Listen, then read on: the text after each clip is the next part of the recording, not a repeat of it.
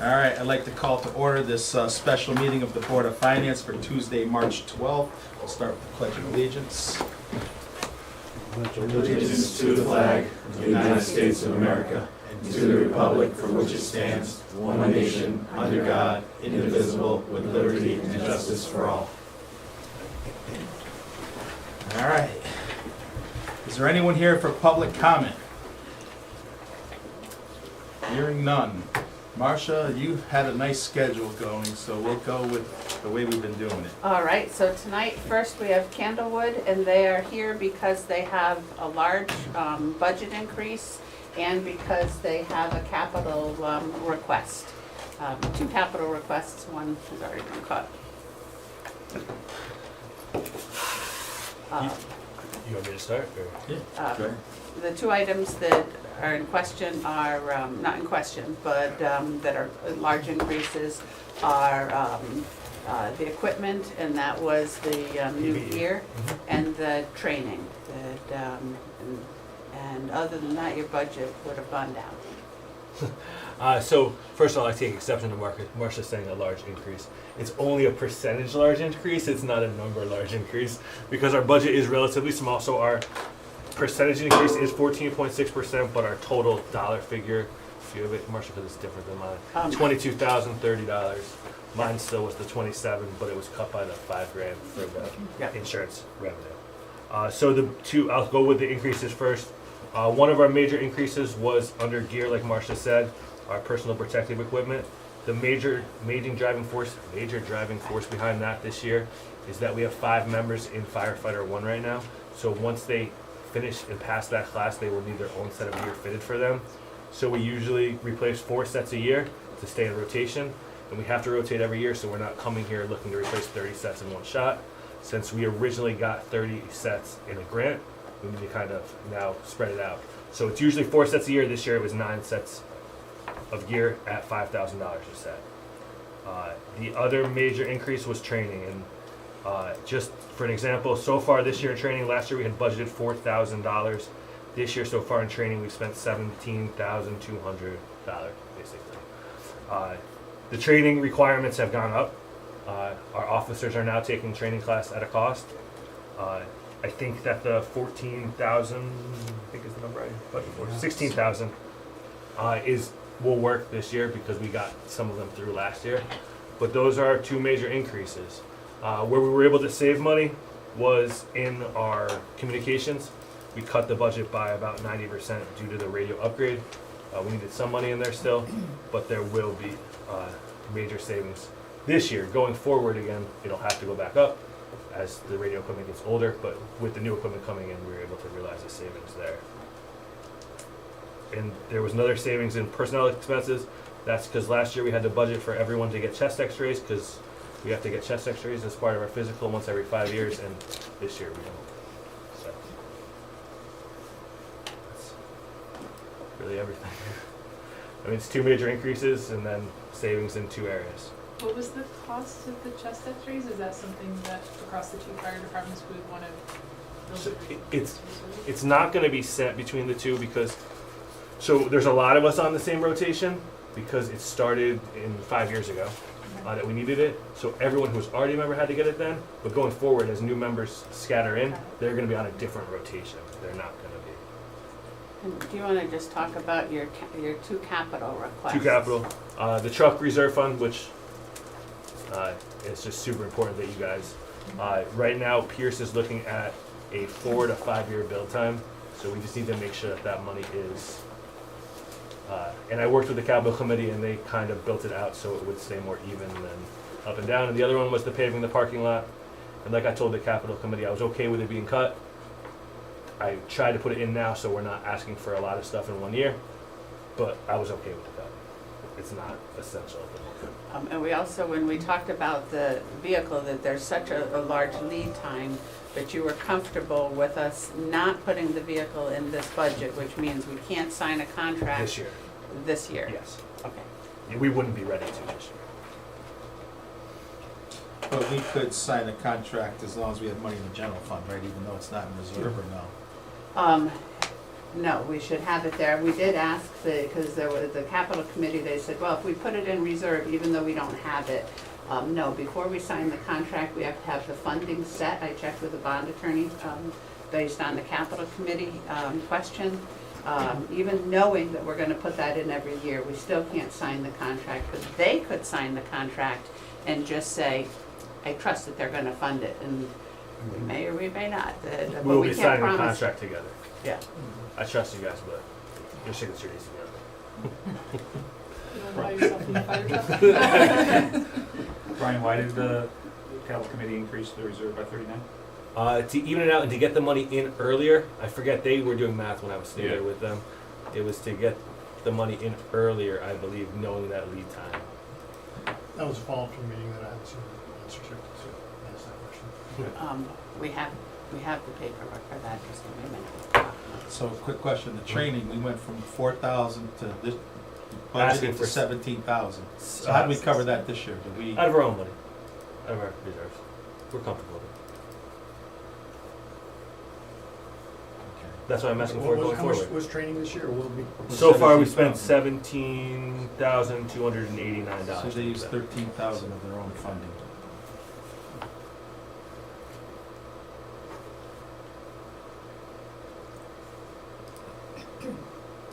But I just can't do it year over year. So. I don't know if it, not to Go jump. ahead, speak. I don't know Feel free. I don't know if comfortable with it is the right thing. It's. Well, that's what we gotta Yeah, talk about It's an here. expense. This is equipment, right? This is No, training. training. I mean, training, is yes. critical. We can't operate without trained members, and the requirements escalate year over year. So at this point, we're able to make do. We'll see what other expenses come up throughout the year. We're not going to deny our No, members the training. no, we're not, you missed my point. I think I was just making, I gotta figure this out with Steve, I think he's Yeah. gotta come back to us. Yeah. And I mean, the training itself is not even just training we choose. Much of it is OSHA mandated. OSHA is increasing their mandates every year. So if you look at the screen, that is how they figured the 139, then you have it in your books, that there is a, although yours may not be updated, that trying to make sure that we had money for the vehicle when they needed it, that, where is it? It's down front, Now I'm I trying think to. it's. Want to order in Who's back up? 2025? Isn't it your order? 21? Yes. 21 million? Yes, but, that's the one, yes, sorry. That to make sure that we had money when we needed it, that's what we were doing, that, and we only pay a portion of it, so right now we have about 500,000. This would give us, another 139,000, then the year that we order it is probably a little bit more, but that was kind of a nice even number. And at the end of the day, I don't know what number it says there exactly. The next fire truck you're looking at probably to be about $1 million.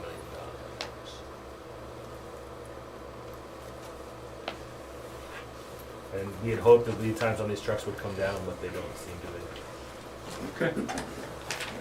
And this is what we talked about with the capital committee, Yep. putting all of these things in there, Yep. because they all add up. Yep.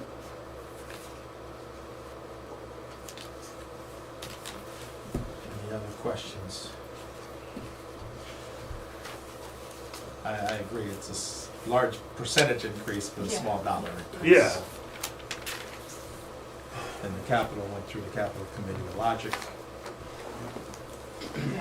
What are the age of the existing trucks? The older of the pumpers is a 2008. The newer one is a 2021. Just that one.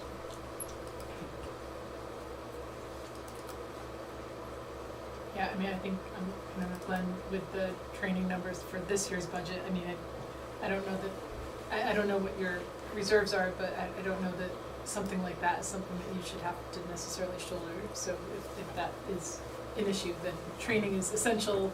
Volunteer fire department is essential for the our community, obviously, and I don't know that that's an expense that you guys need to shoulder by yourselves. I think, yeah, that's why I think Marcia and Steve, we gotta look at that and just see what can be done. It shouldn't be shouldered. No, I agree. I agree.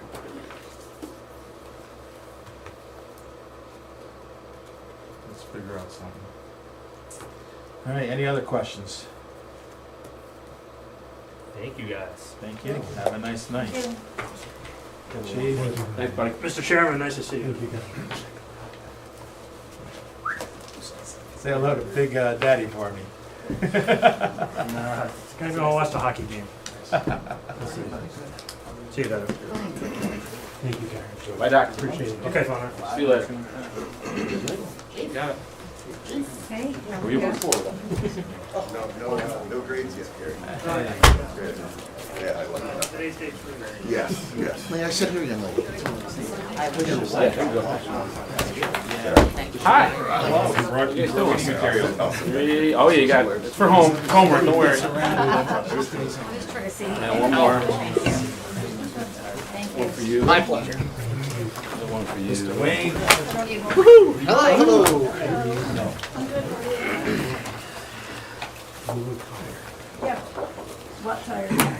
In this blue envelope, there's a variety of things. There's some letters from our fans. There's one that happened at church, absolutely. There's a letter from Newtown today that got posted online about their ambulance and how bad things are there. There's 2 articles that are very informative. One is from March of this year, or last year, and one is from March of this year, germane to our ambulance service. And there's some pages, copies of pages from the study that was done. I'll review this in a little bit and go through them very quickly, but it's homework for you guys to sit and read, to kind of understand what's going on in the area and the condition that we're in as compared to other people. So we've been sort of following Marcia's lead with this, Andy. Welcome to the table and welcome everybody. So she's gonna walk us through it, because she has like a little regiment Sounds good. that's been working for us. All right, so Center Fire is here. They have requests for they're here because large budget increases. We have 4 different reasons why a department might be here. Yours are, there's nobody new, large budget increases in capital. Those are the 2. And if we talk about fire first, one thing that we should talk about up front is that, and did you talk to your members? Yes, we're good. Is that what we'd like to do is, it's really hard after the fact to hear about, well, they had to pay for this out of pocket, or they had to pay for this out of pocket. And we'd like to treat them more like a department of the town. And what that would look like is that we would have the budget up front. It'll take some pressure off the budget, because right now, when they think about, I thought they was coming tomorrow. No, they're coming today. That it would take some pressure off the budget, because when they talk about trying to make the revenue, that it's a lot of pressure for them, because what do we know now that would make them make the revenue? That and how do we make sure that Yeah, basically, we guesstimate the revenue for the end of the fiscal year and the following year in November.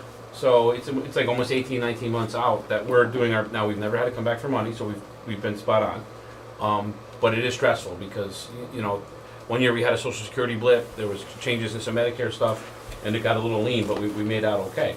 So it's a moving target for us that we basically have to guess in November for not the following May, the May after, where the fiscal year ends, or basically July when it ends. So we do our best, but to Marcia's point, it is stressful. and the same with the expenditures. What are you gonna spend, and what are they gonna ask for now to make sure it's enough to cover the whole year? Whereas if we treat them like every other department, we do our best estimate now, and then we meet again, as whenever we need to, but at least every quarter, and we talk about it, and they say, oh my goodness, this has come up. And then Steve says, well, can you cut something else from your budget? And they can say, oh, we could do this or that, and we could make a budget adjustment. Or they say, no, we need these cameras for the truck. I think it was 1 year. And, okay, well, if you need cameras for the truck, now it's going to commit us to every year going forward. And it would be great to know about that before we make the commitment. That, and on the other hand, that if we do it for one, we should be doing it for the other. So what we would do is, right now, there's a form that they fill out for capital items that say, hey, I want a purchase order for this. They fill the form out, we make sure it goes through all our processes and approvals, and then it comes out the other end as a purchase order. Go ahead and buy that. And one of the approved processes is to make sure that there's money in the budget. We sometimes ask questions, but we rarely will tell a department, I've never told a department, you can't buy that, or you can't buy it, because we're not the experts on it. If it follows the rules, then that's how it works. But we think that process will work much better. We can make budget adjustments quarterly like we do with the other departments. If the revenue's coming in higher, we could see that. This is really gonna help out with the ambulance, And I believe, is Yes. that's the big, the fire department for sure, but the ambulance, both sides of it, it's gonna help out. It's also gonna prevent us from digging into our pockets. You just heard Candor went $13,000 for training. This year we spent $119,000 of our own money for operations. We're here to, our budget increases, so I can't do that anymore. So this is gonna hopefully help track that and alleviate that from happening. I mean, the last 5-6 years, we've taken on a few things. Hey, we can do this, we can do that. But I was real clear to tell you guys this is gonna start snowballing, and it did. It went from like $30,000 to now. Last year was $119,000 that we spent of our own our money on operations, which we shouldn't be spending. That money's for fire trucks and the cover the expenses that we have to for that. And our fund balance has gone way down from $1.2 million at one time to where we at 6 or 8. Yeah, so it's dropped down substantially. But I mean, to put the 119,000 in perspective, our fund drive budget was only, what we brought in was 113. Yeah. Okay, we also are paying loans, 1/3 of the cost of these trucks, which are sizable amounts of money per year. So basically, So it's not sustainable anymore for us to offset operations. That's why there's a large, I know it's a tough budget year, we hear it all the time, I get it. But we did all the absorbing we can. I'm here to say, we gotta put the brakes on us covering operational costs. It's really not our responsibility, but we have taken on a lot of things in lean years and tough years. And it's been really good, but like I said, now we're to the point where and that's why we were very open to doing, Marcia was shocked, I think, when I didn't say no. We sold it to the board of directors and the company, not a problem, as far as, that goes. And we had nothing to hide. And, I think it's gonna help our operation a little bit and alleviate, our treasury team does, like, between the three of them, they probably do 40 or 50 hours a week over there doing stuff, and it'll probably alleviate some of that, which will help me. Yeah. Ideally, we open up Munis so that they have they could put in the purchase orders through Munis, and we would do that training to do that. So that's one of the items that we're suggesting as a change. That, to be fair, I did talk to one member, not the full group of Candlewood, to say, would you be willing to do that too? They are. I would like to start one at a time, just for my own department, that if that's all right with everybody, make sure we get the kinks out before dealing in stereo here. But we would do it either way, whatever you say. So that is the discussion that we've had. And that kind of eased up that we, after we talked about that, we reduced some of the costs in agreement, that just small things, office supplies, fuel, because they are on our contract, so we trued that up. And then the revenue has come in better this year, once we talked about it in the January, February timeframe than when they submitted it in the November, December timeframe, so that was a little bit higher as well. That if Our it does, projected, income for the ambulance. and for the ambulance, yep, I So- think you guys pushed it up $35,000. we did, Yeah. we did. And if you look, Wayne has a piece of paper, we're up, 51 transports, in the first 2 months of the year. So Compared to that, last year. compared to last year. So already in the first 2 months, we're up 51 transports to the hospital, which makes us revenue. So I feel comfortable, after seeing those 2 months, I feel comfortable. I mean, that's a huge increase. So I feel comfortable with that increase, but I just wanted it known that we wanted to be at 940, Steve said we know switching this to the quarterly updates, we'll be able to, if there's a decline, we'll be able to track it better, and I think it's a much better way We're to gonna go. be no different than the Board of Ed, which we've worked the relationship with. Yep. We're bringing you in-house a little bit. I have no problem with We're it. trying to take some of the risk on our side.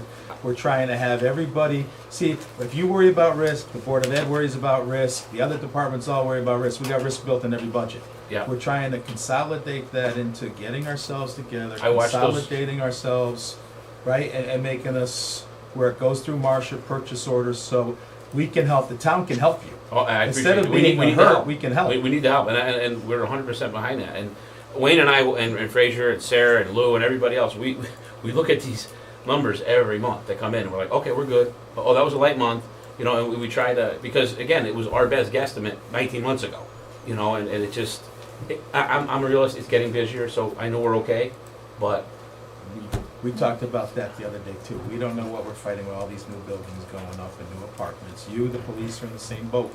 Yeah. And we can't hold you to the fire to everything. We need you to be diligent, we're doing our best. right? Yeah. And like you have been, but I mean, nobody can predict what we're facing. We just gotta work through it together. And If I think could that's what predict, all of if I us. could predict that, I'd be predicting the lottery numbers. Yeah. So, you'll see in your book, there's a lot of questions that, between Steve and I and the fire department, we have spent hours and hours on this, going back and forth and answering questions, and I think we might be up to version 7 or 8 now, that, I just opened number 6. number 6, good, good. That was post-January 29th meeting, so I Oh, don't know if that's- there's so something else, but that's the let's- last one I see there. And so if you look at this, that there's one that's just been, the change is just a reclassification from one department to the other. The big increases that they have, the biggest one is turnout gear. And this is for fire, and if you want to talk about that, or Yeah. just say ditto to. Yeah, we got it.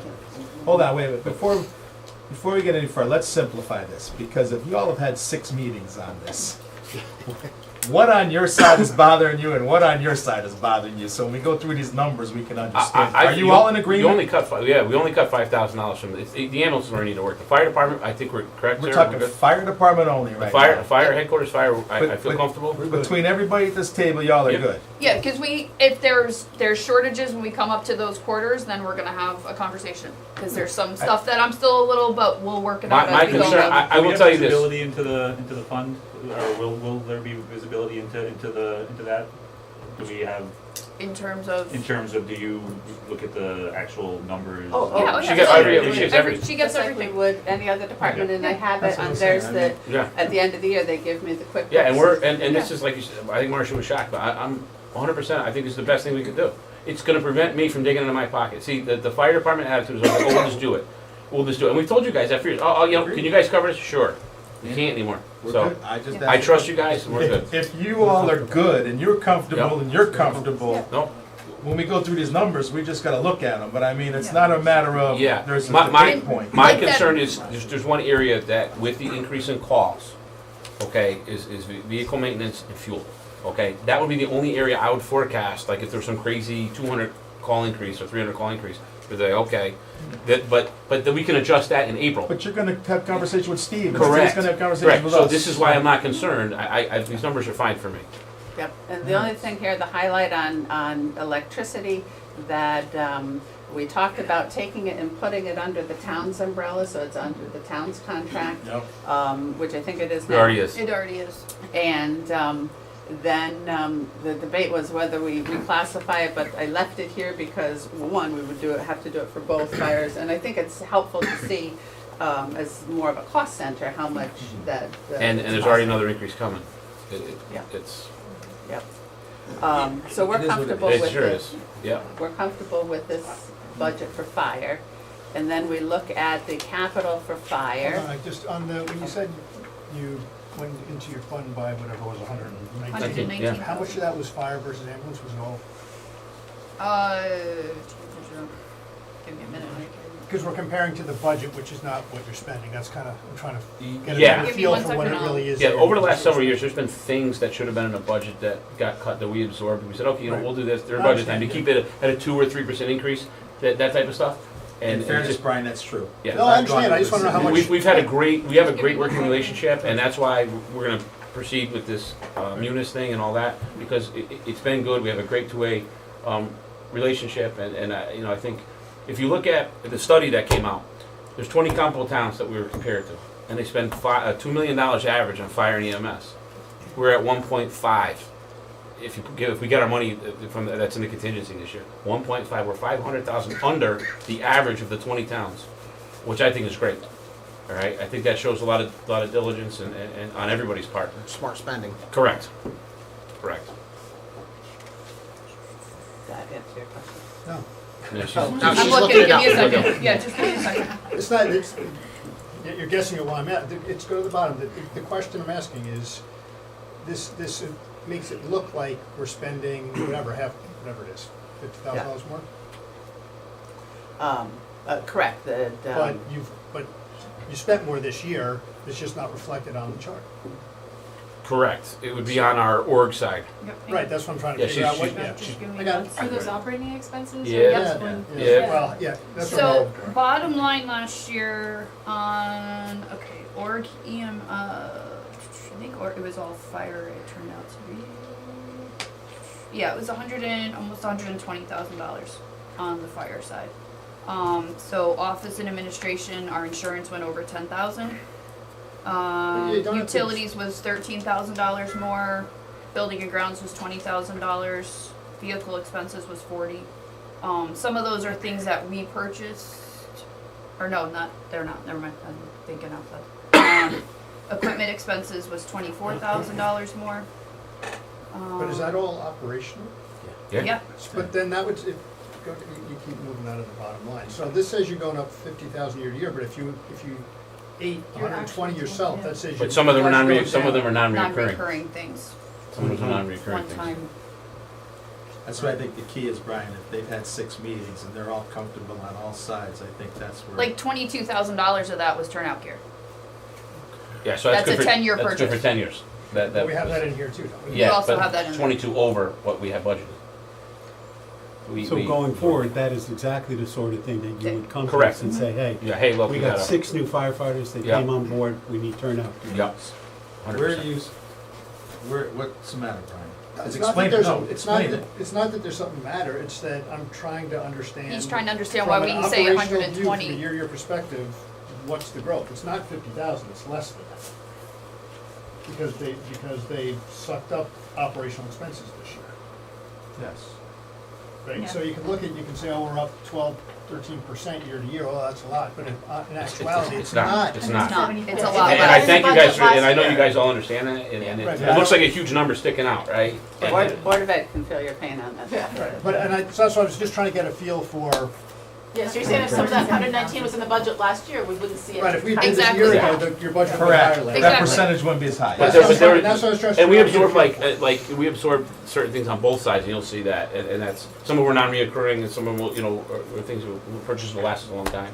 But like the utilities, is that now, is the true number Well, reflected in the budget? yes. we had an increase halfway in January. Right, It went up but so- 50%. Right, but so is this, the budget Yes. reflects that Yes. change? Correct. So this number here, and the reason why, because I asked, why are some of these such round numbers? It was 15,750. Their 2023 actual was just the money they had in the budget. But we wanted to know what's the actual cost gonna be, and so that's why it went from 15,000 to 27,000. The actual cost last year was a lot closer Was to the- almost $24,000. Yeah, for and electric. we absorbed the difference Yeah. mid-year. I understand You know, that, I so just wanted to we- make sure that we weren't working off of the budget and not. Yeah, I mean, you guys have been on the board a long time. Have we ever come back and asked for money for anything? No, No, we I'm haven't. not questioning that, You I know, just and- wanted to and- make sure. But that's what I'm saying, that we're pretty confident with these numbers. All right, and then we've got capital for fire, the reserves were funded. We didn't fund the bathroom remodel, and the ambulance is EMS.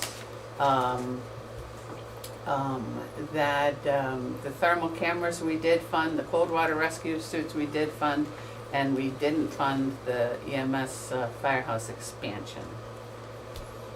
I'm good with all that. What we talked about, Andy, and I don't know if you're aware of, we have to do a 10-year plan. Yes. We're gonna make a strategic plan now. So all of these things are gonna get dumped in. We don't know what's gonna wash out, what's gonna wash in, but we're gonna look at it from I'm sure you will. a big picture. I'm sure you will. I appreciate that. This, this ambulance is gonna, we're keeping the fourth one in a reserve, which was a recommendation of the study. And I'm gonna feel a lot more comfortable with the amount of calls that we've been having and things that are going on. I'm gonna feel a whole lot more comfortable. We dropped a few. We've had several 4 calls in a row. People had to wait for an ambulance out in Milford, and for me, that's unacceptable. Especially if you're the one that's having trouble breathing. So this is gonna, I had a great meeting with the capital committee, and they're gonna fund it. They have figured out a plan. It was a really great, I thought, you were there, right? It was a great, I thought the ambulance plan was awesome. It fell right into the schedule. Yeah, and what we did with those ambulances is they're fully equipped. We used to piecemeal, you'd see life packs and you'd see stretchers. That ambulance is soup to nuts now, and we're gonna get 12 years out of it, At least. and then we're done. And then we start over again in the 12-year cycle. So we buy one every 3 years, and we're good to go. And the capital committee they had a really good discussion on it, how it ended up, but I was very confident when I left that. And we took all the small vehicles for EMS, the fire company, paramedic trucks, we took them out, and we're handling those. And then any other questions on fire? No, wait, so everybody's comfortable with the fire from the point of view. Eileen, you good? Mary, Keith, Brian, Dan, I know you should, all right, go ahead. So EMS, I think that we're all comfortable on everything except for payroll, salaries and benefits. And so Steve and then the board after have taken the money, and they didn't take it out of the budget, but moved it down to contingency until we can get comfortable on that. Some of it's been on my shoulders, and I just didn't get to it until yesterday. So we're still working on it. We have a meeting again tomorrow. But we're trying to get the right numbers in that budget.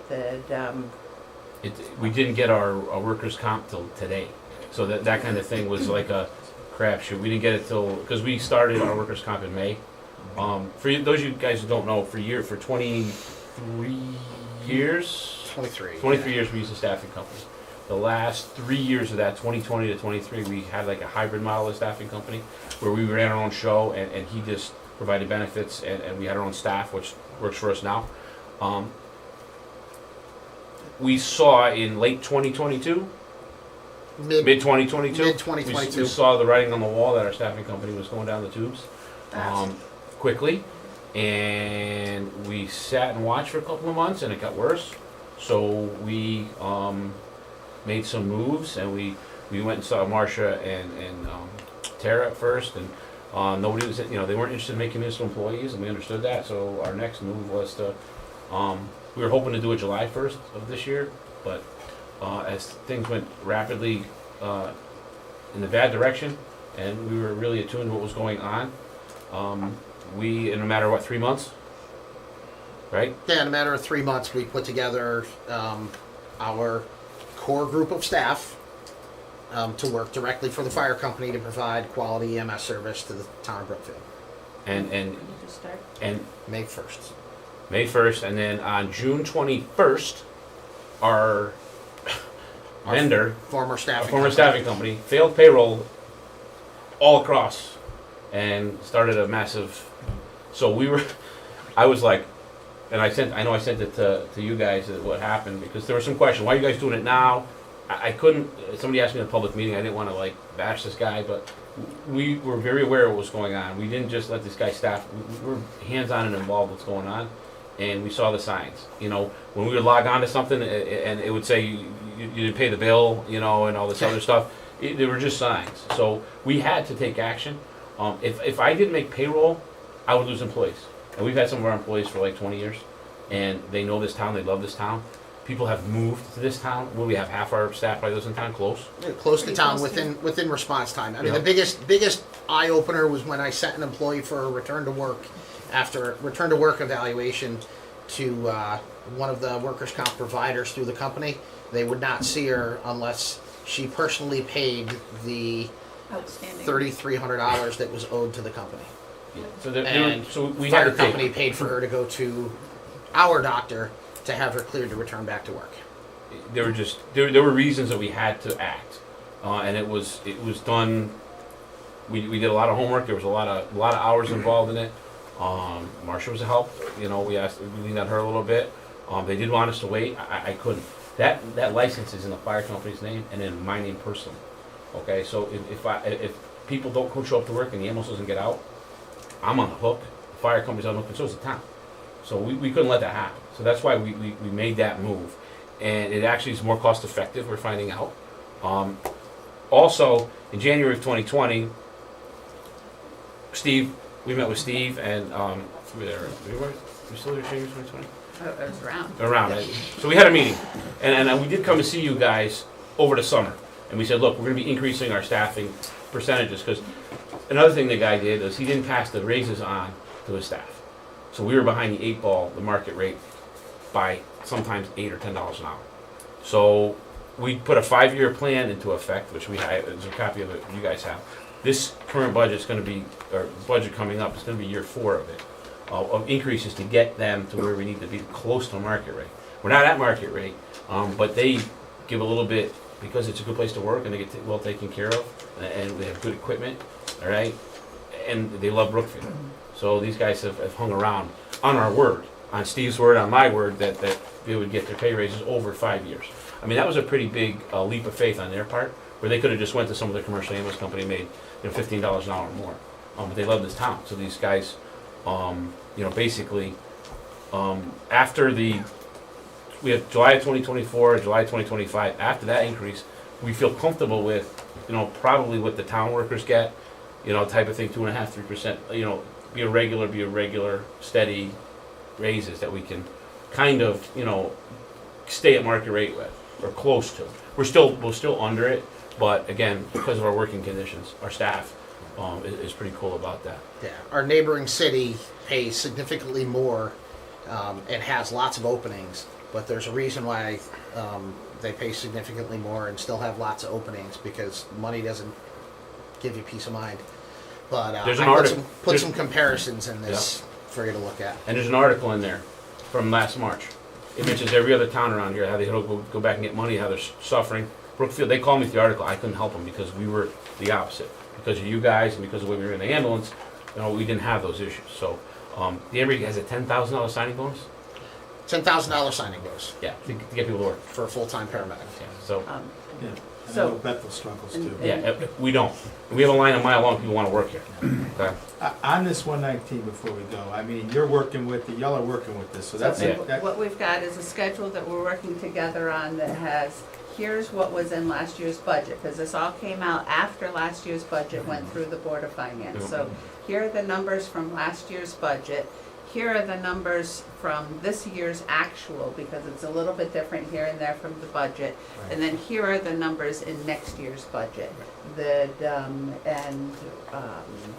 We're just trying to work through, and I gave them a list of questions just last night, and tonight they gave me back the answers.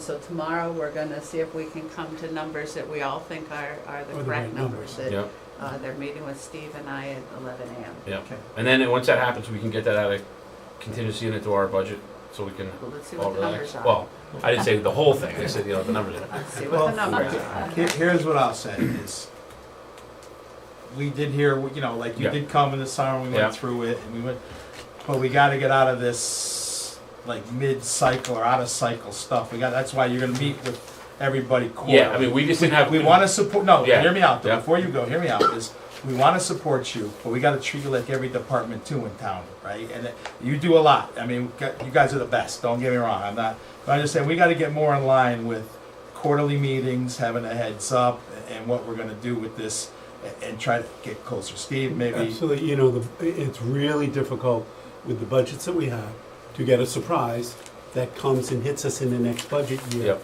That we understand you had staffing problems, you had a staffing company problem, but it's a real problem when we try to plan for the next year and we get these increases. Yep. And then we have to explain to the Board of Selectmen and Board of Finance. I don't So know I if it agree was with you. as much as a surprise as we just didn't nail it down. You were out Yeah. for I think it was don't more wanna than, say- More it to wasn't the nailed down, because we had a staffing company in there with a number. That's what I'm So- saying. and I'm that's- in yeah, agreement. no, I totally. It was communicated but not nailed down, and Right. it became a moving piece. Right. And now we're struggling with this because If I had had my druthers, I wouldn't have done it over 3 months. We'd have had it, had everybody involved. And Nobody's- July 1st was our. nobody's double Yeah. second quarterbacking Yeah, no, or no. Monday Yeah. morning quarterbacking. Everybody's thinking, you know, we did good, or I mean, we were ahead of the curve and everything else. I mean, I don't think that's the problem.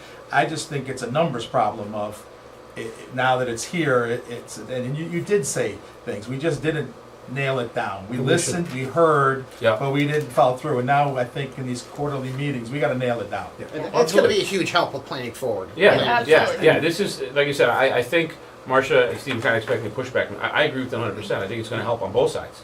I really do. I do too. I'm looking forward to it actually because it's going to, It will certainly make these yearly conversations about Easier. budgets a lot simpler. sure, it'll accurately portray what we do Right. every quarter, and you guys will see, you know. That's what Which we're is trying to all get to the good. Yeah, no, I don't see any negatives in it at all. And we don't know what we're facing again in the next 2 years with all these new apartments going in. Yep. No, we have I can not tell you increased. we We have go not to a lot increased. of them. Yeah, we have not increased our Right. EMS staffing hours since December of December of 2021. I know. All right, we, you know, sometimes we move the field goal post with the hours and stuff. We haven't done it, and which is good. You know, so we're going to go on almost 3 years now, or getting close to it, that we haven't adjusted our hours, which is probably the longest time since we've had the ambulance service staff that we haven't done that, which means that we're on the right track. You know. Yeah, the third paramedic on during the day is a huge help because it's pairing up with a with an EMT volunteer or another local living Staff member. and Living versus what?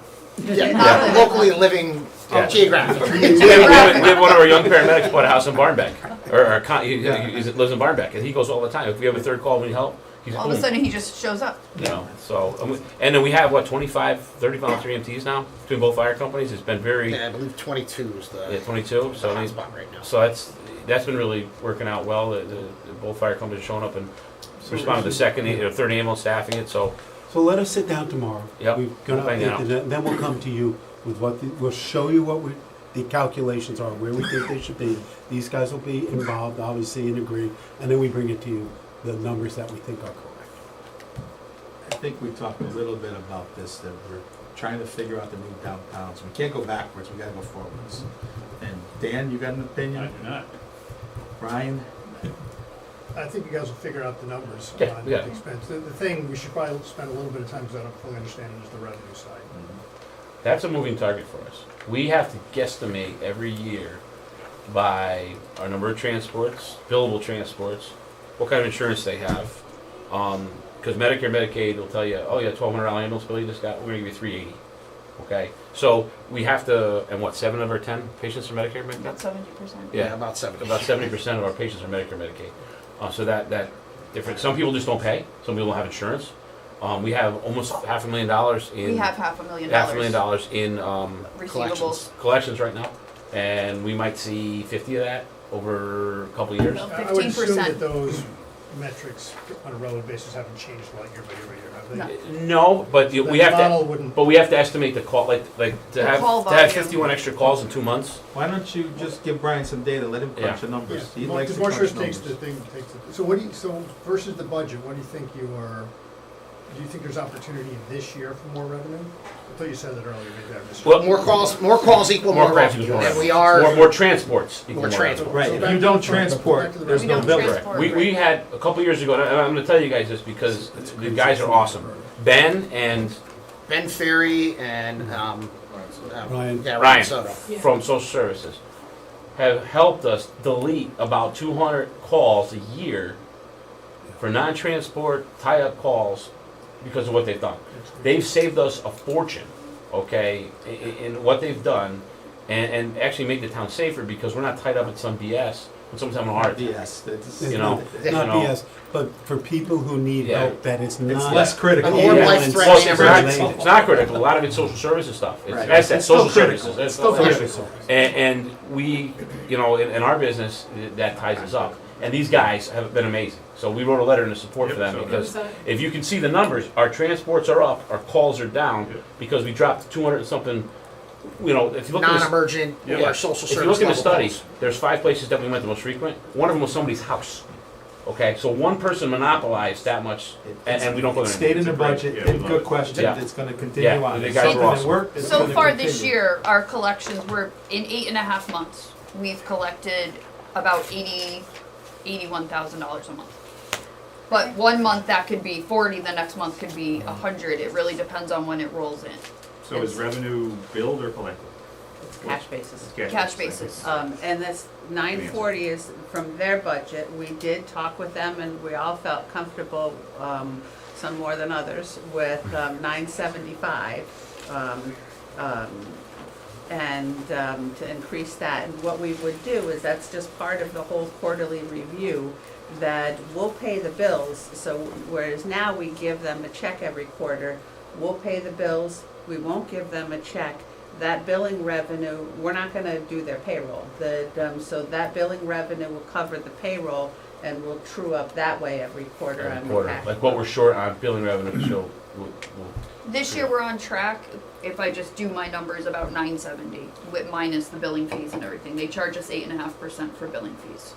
So the number that says 900 is gonna look like 970, or the one that looks like 822 is I gonna don't look know, like I can't 970? see This Sorry. one's Sorry, gonna that- look that- like nine. No, the prior Oh, year. I'm sorry, you're right. Right there, This one's should- gonna look like right, looks like 970. 970. Right, so, It's a- look, so I'm gonna take a step back. Actually, no, the bottom line would be, That's the net, the bottom of the order. This one, 970, even better.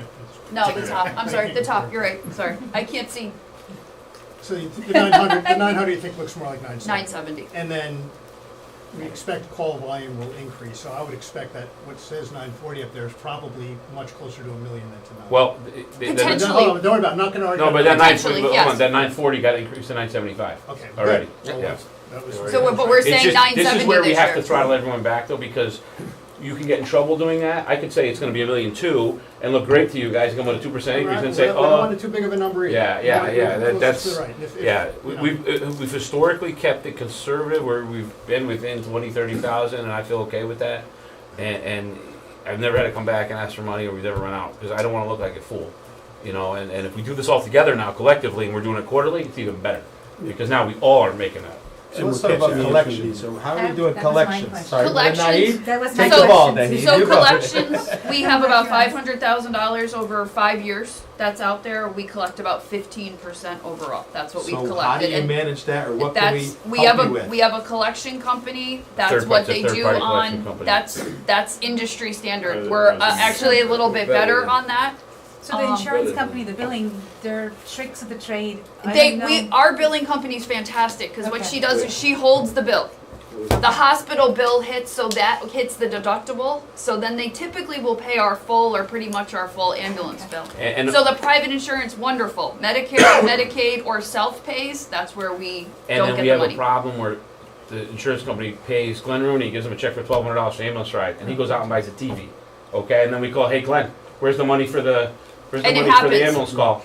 And then it's like, That and so then we have to go after people. Yeah. But that happens. Motor You get- vehicle you get accidents. Motor vehicle accidents a lot of time. And our billing lady's really good about tracking that down. You got to check, you know, and they'll She knows. send threatening letters and stuff. So she's really good. We were 5 years ago. We were just over $500,000 in billing revenue, correct?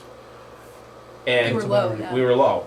And due to our change in billing company, our having Wayne and Frazier on our staff for the last 4 years, with compliance for signatures, paperwork, and all that, between those two items and the increase in our calls, has almost doubled our revenue in 5 years, our billing revenue. And that's attributable to good paperwork, signature compliance, our billing company, and an increase in transports. So again, we were at half, it was like I want to say 516 or something, I don't remember the number, but it was low. And availability of staff to be able to get it done, because we did increase our staff coverage. Yes. We widened Yes. the goalposts on day shifts. We were getting hit. We're in picking the up Talking the about calls. that last year. Yeah, and we. That was in last year's budget, right? You winded it and flattened it all out and figured out the best spot to put people, right? Yes, Yep. yes, Yep. last Yep. fiscal year. That's fiscal year, yep. But, and I tell you what, and in 5 years to almost double is not an industry standard. We are unique, we're a unicorn for that. And the 80 to 85% collections that's outstanding. So we're doing So- everything on our end that we can. Everything, 85% of the whole revenue. Of everything is that what we get- bill is what you we do get. But like you said, over 5 years, we do have that sizable amount of money And that we won't basically, get what do we much. figure, 48% of our billing revenue covers, or our billing revenue covers 48% of our operation, basically, right? Is that what we figured out? It was close, 45, 48, It was whatever, somewhere which is like the pretty, which is 50-ish. pretty good. I mean, to be able to offset the costs. You know, we're doing our best at any chance that we get, and it is a moving target, and you know, to have you guys on board to help us with that, and especially quarterly, is gonna. I already feel better about it, because I basically we sit and figure out November for like almost 2 years away, and it's. I don't know what's gonna happen, and then we had some crazy like years where it went up with the calls, and so. Nope, understood. All right, Marcia, circle us back. Where are we? Where do you want to go? So I think that Steve and I are comfortable, and then you're comfortable with the changes that we made to the non-payroll stuff. We're working on the payroll stuff, and hopefully we have a number tomorrow, or at least before the budget cycle ends, the budget deliberation. Well, I think we'll be good We should, tomorrow. right. I think we'll be all set. So, from your point of view, then, from that, we don't need to see you back here if you're comfortable. If You it- guys It's up work to this you. out. No, if they come with the number, if we're good with it, we don't even come back. They That's can what I'm stay saying. there. If I'm fine you're with that. comfortable with this. We will be okay with the number. I'm sure we'll get it then to where it needs to be. and- We don't, not that we don't want to see you, but we No, don't need to see you. No, that's fine. I mean, my goal is to have the paid staff receive a 5% increase to get up to a market level. And in lieu of that, our paid supervisors only take a 3. I'll take a 0. That's how strongly I feel about this. I took half of an increase last year than what everybody else did. I feel extremely strong that we have a great team, and I want to make sure that we continue to keep them working here. Yeah, it's important. The biggest problem we could have if we have unstaffed ambulances. And Yeah, that's my you can't concern. Yeah, have that. yeah. And And we we're, did you know- make a commitment 4 Yep. years ago, yep, right? I was only Yep. in office for 1 year, 3 years came, to bring our Yep. guys up. to Yep. mar- and I yeah. know. And they were great. Instead of saying, look, we can't do this in 1 year. We know where you gotta be. And Help you us know out. what? We didn't lose anybody. We didn't lose We anybody. didn't lose anybody. They all stood with us. They trusted us because we gave them our word. All right, and that's the kind of work environment they have. They can trust us. Yep. And I said, look, the people that we work with at town hall, we trust them. All right, they're straight shooters, and that's why we are where we are. Perfect. Then So- you guys got a task, right? Tomorrow you're gonna sit down, you're gonna iron it out, and if you all are comfortable, then we can talk about it in Yeah. our deliberations. Yeah, and we'll Alright. come back to you, Alright. and if we're not comfortable, then we'll ask these guys to come back and have a Yeah. conversation. Well, then Well, it's a I'm sure we conversation will we'll all be. have, right? Yeah. I'm sure. Yeah. All right, Marcia, what else we gotta get through Nothing. here? Nothing. Nothing on capital, right? The Alright. ambulance, that was good. I think we talked about capital. Yeah, we talked already. about We did Capital, yeah. capital before. So that's it. Yep, all right. And we'll give you quarterly reports, and now it'll be good. Well, we'll sit down. We'll give you quarterly. Yes. That too. Naheed, you have any questions you wanna circle back on? Are you No, good? thank you for all that you guys do. You guys, thank you for your support. Appreciate your Again, support. in those blue folders, there's a lot of interesting stuff. Take a few minutes and read, especially the articles. You'll find that we aren't in that one article because we were doing well, and that one in Wallingford is disturbing. It describes the status, basically EMS in Connecticut, how it's failing, and we're not failing here. We're definitely unique, so, but we couldn't do it without your help. Brian? No, just when you bring back those stuff, bring back revenue, please. This will be nice and faster, so just, Okay. if you're gonna have the math behind that, would be great. Not, Um, yeah. there is no math behind it, Yeah. as far as the numbers. And we'll need another meeting discussion on that it's By just. the way, I think if you guys are getting market rate, that's great. Market rate for these jobs is incredibly low. Right, so I understand the market that you're in, Yeah. so I'm fully supportive of the increases. I just think that there's an opportunity there's gonna be more revenue that we have in here if the call volumes that you're talking about, which I trust are true, then that number's too. But we can It's just- readjust it's the just revenue math. tomorrow. I would rather I'm not. not, it's not Yeah. off by $100,000, but I think it's a little I bit. I think you're in a good 975 place. is a safe place to Been do doing this. this a long time, I think you're at a safe place. Yeah. Well, I agree. I understand what you're saying, I appreciate it, and, we have contingency to handle being in a safe place, I wanna be at an accurate place. So we can't have contingency in every line. I think there's my a safe place was contingency. 940. I think an accurate place is 975. That's Yeah, what I think you're really You know, pushing the envelope there. Just Yeah. show the math, show the math, we're gonna have less revenue, 940 would have less revenue than 2 years ago. The issue is though, is Medicare and Medicaid puts their information out at the beginning of the year. Yeah. And that's, again, we're off budget cycle. So like, we can tell you right now, we're gonna make this, and then come January, here's your new rate, and it's half of what it is, because that's how the federal government likes to Yeah, okay, work. but we're not So gonna, that's a we're not gonna concern ask you sometimes. to Yep. know what Medicare's rate's gonna be. My We use this year's rate. We've advice to seen what's you, happened for the last it's 2 a years. dangerous practice to manipulate that number to the edge because it can end up biting you. And it's But- foolish. Otherwise, we would have done it years ago. I would have said, hey, it's great. Yeah, I But- don't wanna manipulate a number to an edge, I just asked how the number was calculated and it wasn't, so I don't really accept But- that the number is more than a good educated guess. But I think that if we We're talking a lot, make the we're taking a lot of schedule, time on us, we're not talking about a big difference, let's right? just So update the just look at it. schedule, we can show all the years and of how the revenue has grown, where we stand now. No. That, and that's about the best details we could give. Revenue producing call volume, We could also calculate number of calls versus revenue. But then there's calls, there's transports, there's. Directionally. Yeah, Revenue we tried to do producing that, we tried to do that years ago, transports. and somebody, we were in this room, and it was like $5,000 to have the ambulance sitting there. Mm. You know, not even before it rolled out, it was like $5,000 just to have it sitting there ready to go. I don't remember, I can see the gentleman, but I can't remember what his name was. Rob Gianazza. Thank you. He was like, worked it all out. I understand, we'll give it a shot, but like I said, you know, me being the subject matter expert with those numbers as far as the guessing, because it is a lot of guessing, based on information that we have. And this is the first year that we've come to the town and they bumped it up, correct? We usually do the thing, so, I think to summarize your numbers, also put in the variables, the things Yeah. that are fluid. yeah.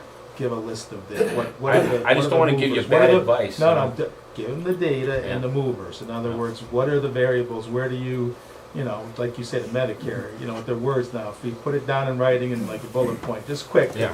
And We you will. put down the numbers, Yep. and then I think what Brian is asking for is, where do you see these numbers driving? Like, what percentage do you see Medicare being of your business, like of the revenue? Just as a double check. I don't think the number's gonna move significantly. I don't think Brian's expecting a Not significant number. But, we're gonna get to a lot of tough discussions across the whole budget and, Yeah. I mean, the thing even is, a few is tens of $1,000s make a difference. when somebody calls 911, it doesn't matter whether they have Medicare, Medicaid, or no insurance or anything. We are You're going. obligated Yeah. to transport them if they want to get transported, and if it's a life threat, we still have to do it. And we don't know what their insurance is, and I don't know, and purposely, in most of these patients that we've transported, I don't know what their insurance stuff is, so that there is no bias on that. So trying to project it, that's why it's an We'll take a educated look, guess. yeah, we'll get you I the think he's numbers. looking at how many are uninsured, how many do have Medicare. So he's gonna look at the model and the percentages and the. Some sort of New York predictive Medicaid is analysis. big in Brookfield right now because we have a lot of New York residents with New York Medicaid living in town, and New York Medicaid does not pay for an out-of-state ambulance. You may be surprised that it's more estimable than you think it is. That's all. We wanna help. That's Yeah, all. yeah. All right. And Yeah. I'll get With with the Board of Bill. Finance, you're here to help. Yeah. That's it. Like I said, all at the end of the year, it doesn't add up. It's not on me. That's all I care about. Hey, I love data people. So. Mary, No, you guys are great. You're the best at what you do. Sarah, you know your numbers inside out and backwards always. And when working together, hopefully you can take some of the stress of, if those variables don't come out where you think they are sometimes, you can take some of that stress off of you because you have enough other kinds of stress. Yes. Absolutely. Eileen, you wanna? Thank you again, you provide a valuable service that the community needs, and we appreciate that. As do you. Thank you. Appreciate it. Thanks for all you do, everybody. in the See you room. tomorrow, Thank 11? you. Thanks, 11 o'clock. 11 o'clock. You guys have fun with that. I'll be Hopefully I'll see educating the some of youth you of Thursday. America. Maybe. You know what Sean says? He goes, come on, face it, Mom, it's something. I had thought, I'm like, tomorrow, so I said, don't talk about it. It's, well, I think the more recent ones. Oh, I gotta have you sign something tomorrow. All right. Okay, well, you'll be in a meeting, right? It's $50. Well, it's for the billing revenue, so you wouldn't wanna sign it. You don't wanna sign over. All right. 2 seats. Thanks, everybody. Thank you. All right. Run to the mention. Yep, that's fine. We're gonna, we asked the Board of Ed and Casey to come tonight because we wanted to go over a few things quick. And they were graciously come, so please join us. We can put that under the general budget discussions.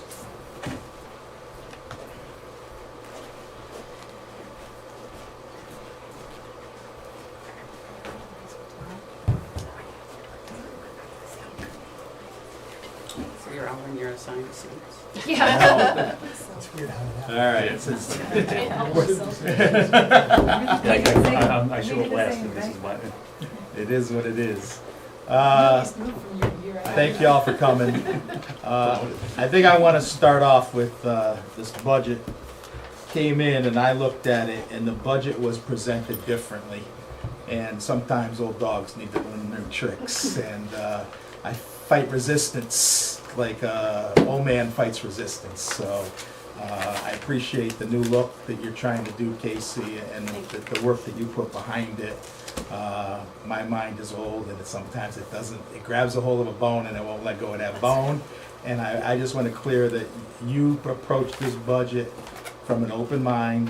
You put a lot of work in behind your work, and I don't want anybody, like when we're talking, we talk very open at this table and sometimes it gets a little bit off center, maybe a little bit. I don't want anybody to think you're not doing your job. I don't want anybody to think that your numbers are off. It may be different than what we're looking at, and that's why we are I'm fighting you. I can't speak for everybody. Not really fighting, I but don't feel I like mean, we're fighting. no, you know what I mean. Yes, I do. just don't quite understand how you got to certain points, and that's again part of that old dog new tricks type of thing. In the end, I think again we all just want to get it right.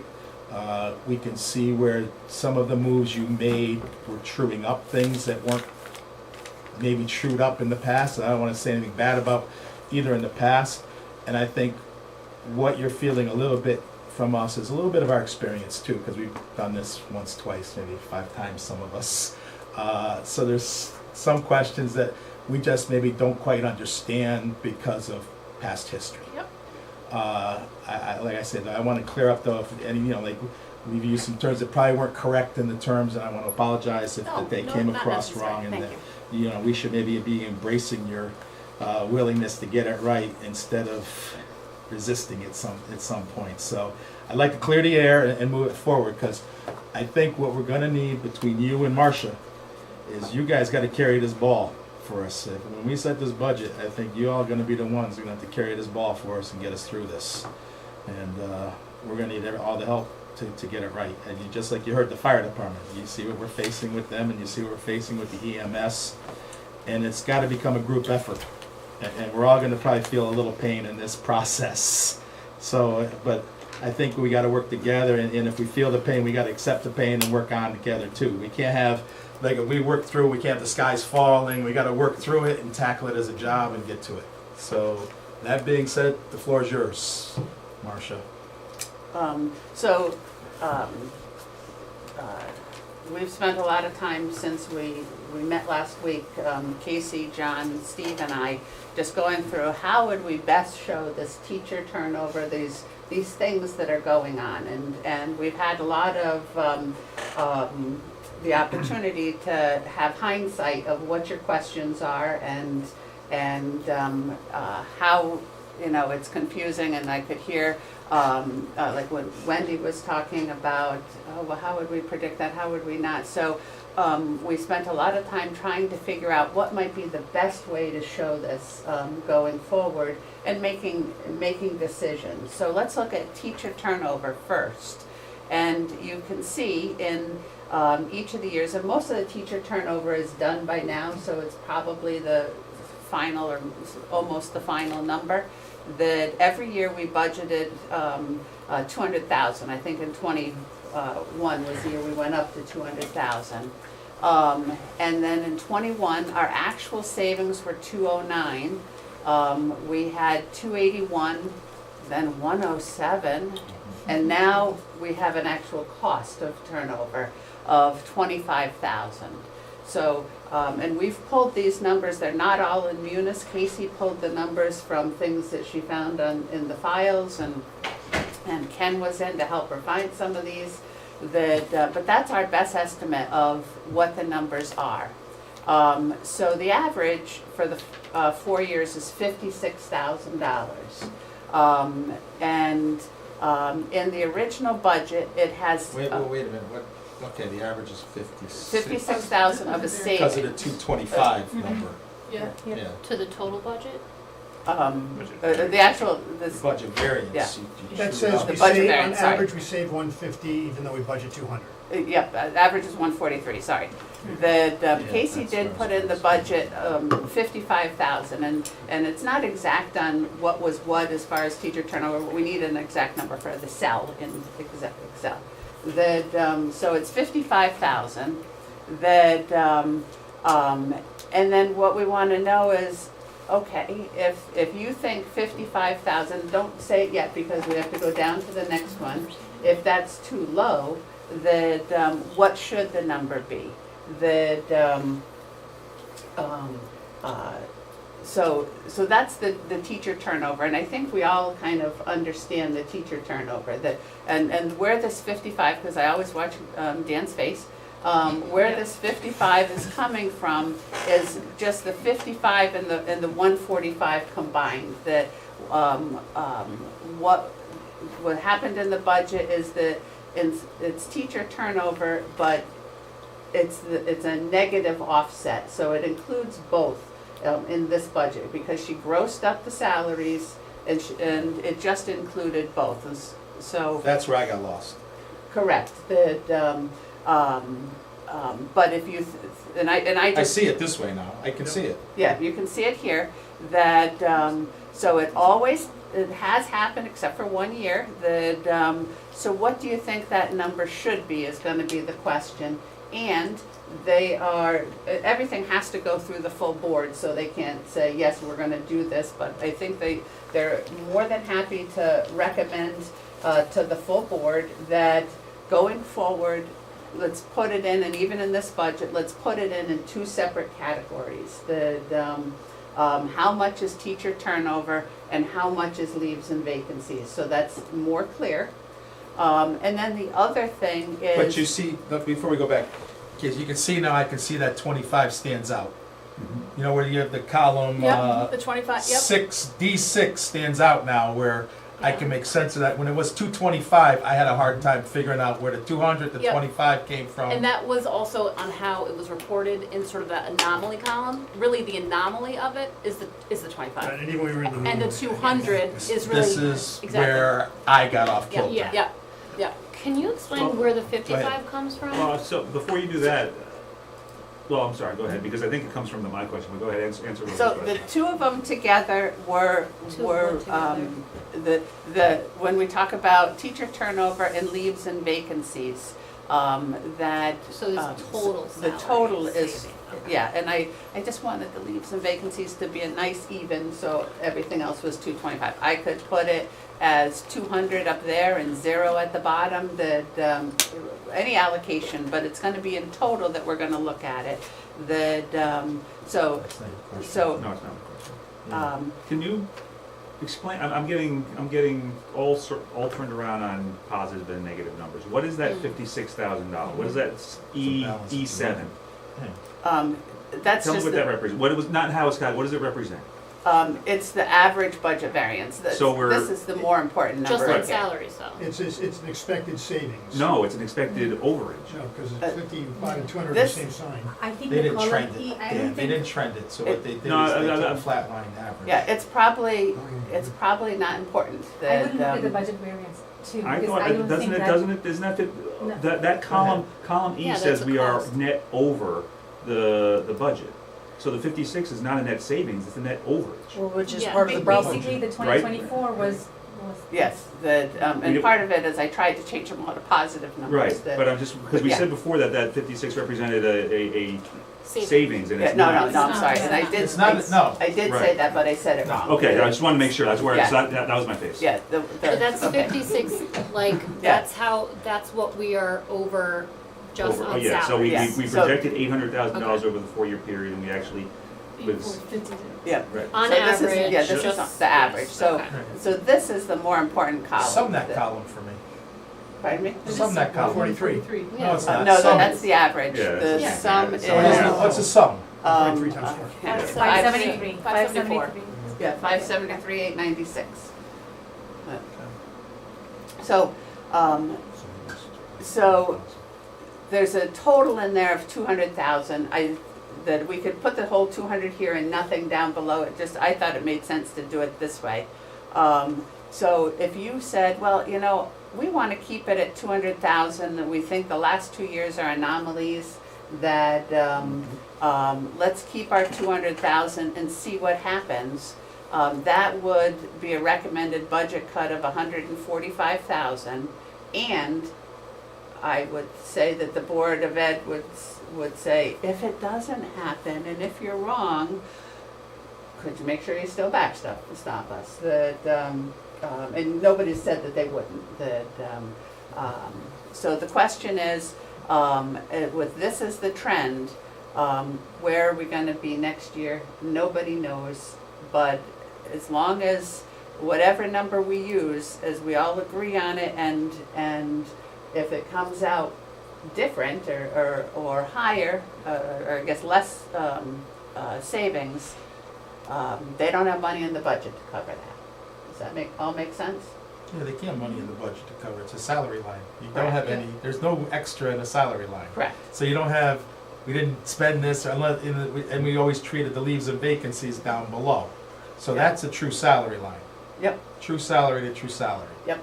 And then going forward, just so that it wouldn't be so hard for someone to find all the data, they're gonna record this, or they're proposing that, to record this in the budget, and it would be a credit so that we can always see this looking backwards, a credit, and we've never recorded the actual in the budget, because how do you record that? Well, how we would record it is, let's say this one would be a credit to teacher turnover, and then this offsetting line, a debit that would be to some account called gross up wages for teacher turnover or something, just so it's there, and so that we can pull in the data, the Excel data of how that number was calculated, and then it's permanently in our accounting system, because we scan in the backup to the journal entries. Right now, it's out there, and we need someone to come in and help us find it. So on lines 1 through 7, take the 200,000 out, put that 0, just make that 0 for a second. No, they're highlighted, put that as 0, Yep. right now. So right now, you have 55,000 that you've put in there that you feel comfortable with as the negative contingency, correct? So it's in total, the two, yes. I'm saying 55,000, you're saying, and it's not a dig, it's an Yeah. understanding. Right now, what's that $55,000 represent? A negative 55,000 to take away from the salary line right now? That's what Yes. you have Yes. in there that you feel not comfortable, Yeah. but that's your number. Yes. 55,000 is Marcia Marcia is me allocating it out between the two, that she felt comfortable with the 200 combined. That, Yeah. All right, but see, let's walk through the process, because I think, for me, if we're trying to separate it, why combine it? If we're going through this pain, well, I- because it wasn't until all these budget talks about it that it seemed, oh, that would have been, that seems to be what makes sense, dividing it up. And when you talked about it at your tri-board meeting, I thought, oh my goodness, who cares if it's combined or not combined? I didn't think that too much, Bob. But then it started to make sense that, yeah, okay, if you did it separate, because teacher turnover is controllable, leaves and vacancies is not controllable, it's easier to see the causes, so, because I was thinking at that time, you gotta calculate them separately anyway, but so it's just as you guys learned, we learned that, that does make sense, dividing them up. Yeah. So go ahead. I just want to jump in, so, and talking about it conceptually, so, and I apologize, I think I'm learning through this budget process as well, right? And it hit me when we were speaking, Rosa and Marcia and I last week, and that was also when I was talking with Bob. Bob did a schedule of the salaries that are in the 24-25 budget based on how he used to, sort of do his checks and balances to prior year, which he was very comfortable with. And Bob kept reiterating, you can't just say that the 200,000 is from teacher turnover or leaves and vacancies. He says it does matter, and it finally clicked for me because it is a budgeting strategy that has been worked out through the trust and the relationship building between these boards, and that is, I respect that very much. But if on the Board of Ed side, if we can look at that $200,000 as if, yes, we want to try to match it as best we can when we have retirements, we want to try to fill it with a very highly qualified educator, and if we have two equally qualified and one is less expensive, that is part of our strategy to match that $200,000 savings. But if we don't match it, if I can just say, I don't have to figure out how to cover that from any other budget account, and I can just say, okay, I can sort of ignore it, but again, not ignoring it, but then I can look at my wages and my salaries and historically understand that we do have savings from leaves and vacancies year over year. If I'm budgeting my whole salaries, but I know on average maybe we have $250,000 from leaves and vacancies each year, and I'm truing up my subs, and I'm truing up all the other wage accounts that those salary savings would typically cover, then the only thing I'd have to make sure I cover is my long-term subs, which is still not budgeted in this budget. So I have $250,000 in salaries savings due to leaves and vacancies, and I have maybe $150,000 in long-term subs. Then I could potentially reduce the budget by $100,000 in my wages line, right? So I completely comfortable with that. The only sort of caveat to that is that those savings have been, because now we have to peel back and look at the rest of the budget. We get to that at the bottom. Okay, but I just conceptually, like where we're going with this. Comfortable reducing it by that overage after I've covered my long-term subs, especially if there's the backstop by the town for the teacher turnover if it's not met. But every other budget line is dependent, some are dependent on the weather, right? If we have a mild winter and we have the exact same oil that we have this year with our mild winter, because that's where I budgeted next year. Health insurance, it is budgeted to the number of people on the bill last month. So I guess, so my concern, and again, this is me new to this job, with this community, is I don't have a fund balance to pull from if I'm short in any of those accounts. No. And so that's right, and so that's where it's like, okay, I know I'm gonna have that salary and savings, but then I have to either hit on target every other account or do better. Correct. Welcome to the corporate world. No, but when it's something that can be as impactful by changes in the weather, changes in the rates that I don't know yet, that's where this we all comes deal in, right? with it Yeah. on a daily basis. Here's what happened when I first came on. We would go through capital, someone would ask for a truck, they'd get a quote for 35,000, and they would put 10% on there, and the next thing you know, it'd be 40,000. Then that would be the manager. The department head would add 12% on there, and the next thing you know, this 40,000 truck is $80,000 in the budget. If every department budgets to the high end or puts in like all their risk, our budget grows. Oh, yeah. Huge. No, We've tried to weed this risk out. I think if we're going through all the time to understand each line like you're doing and to make it, each line should make sense. It shouldn't be bulked into one number, because if you're gonna say, we're gonna track teacher savings as I agree, teacher yeah, savings. I agree. This, if you're gonna take the time, the same thing, if you're gonna take the time on the substitute line to true up the substitutes, you gotta know what the substitute savings are. Mhm. And then Absolutely. this becomes an evolution in this budget. Yep. Because here, you're trending downward. This section here, lines 1 through 7, you're trending down. We started 209, we hit 281. That's because I worked on that model, and that tracked what I had for the 3 years prior to that. We had what, 5 years, I mean, you Yeah. looked at. Yeah. And we tracked pretty normal to that. Now, dynamics change, ages change. It's another thing, you don't know who's retiring, who's not. We use it as a tool, maybe not as a strict rule, right? Sure. I mean, is that a better? And the tool's going in the wrong direction. So that's a line item now. When it's laid out like this, I mean, I get it a little confusing Yeah, too. it's all right. But I can still got it. see it laid out a little bit better that you can see 209, 28. We haven't seen, again, we didn't see these numbers either. So for us to really, we get them in bits and pieces, you know, Rosie, you would say Yeah. this and that, but seeing it laid out like this, you can see the trend.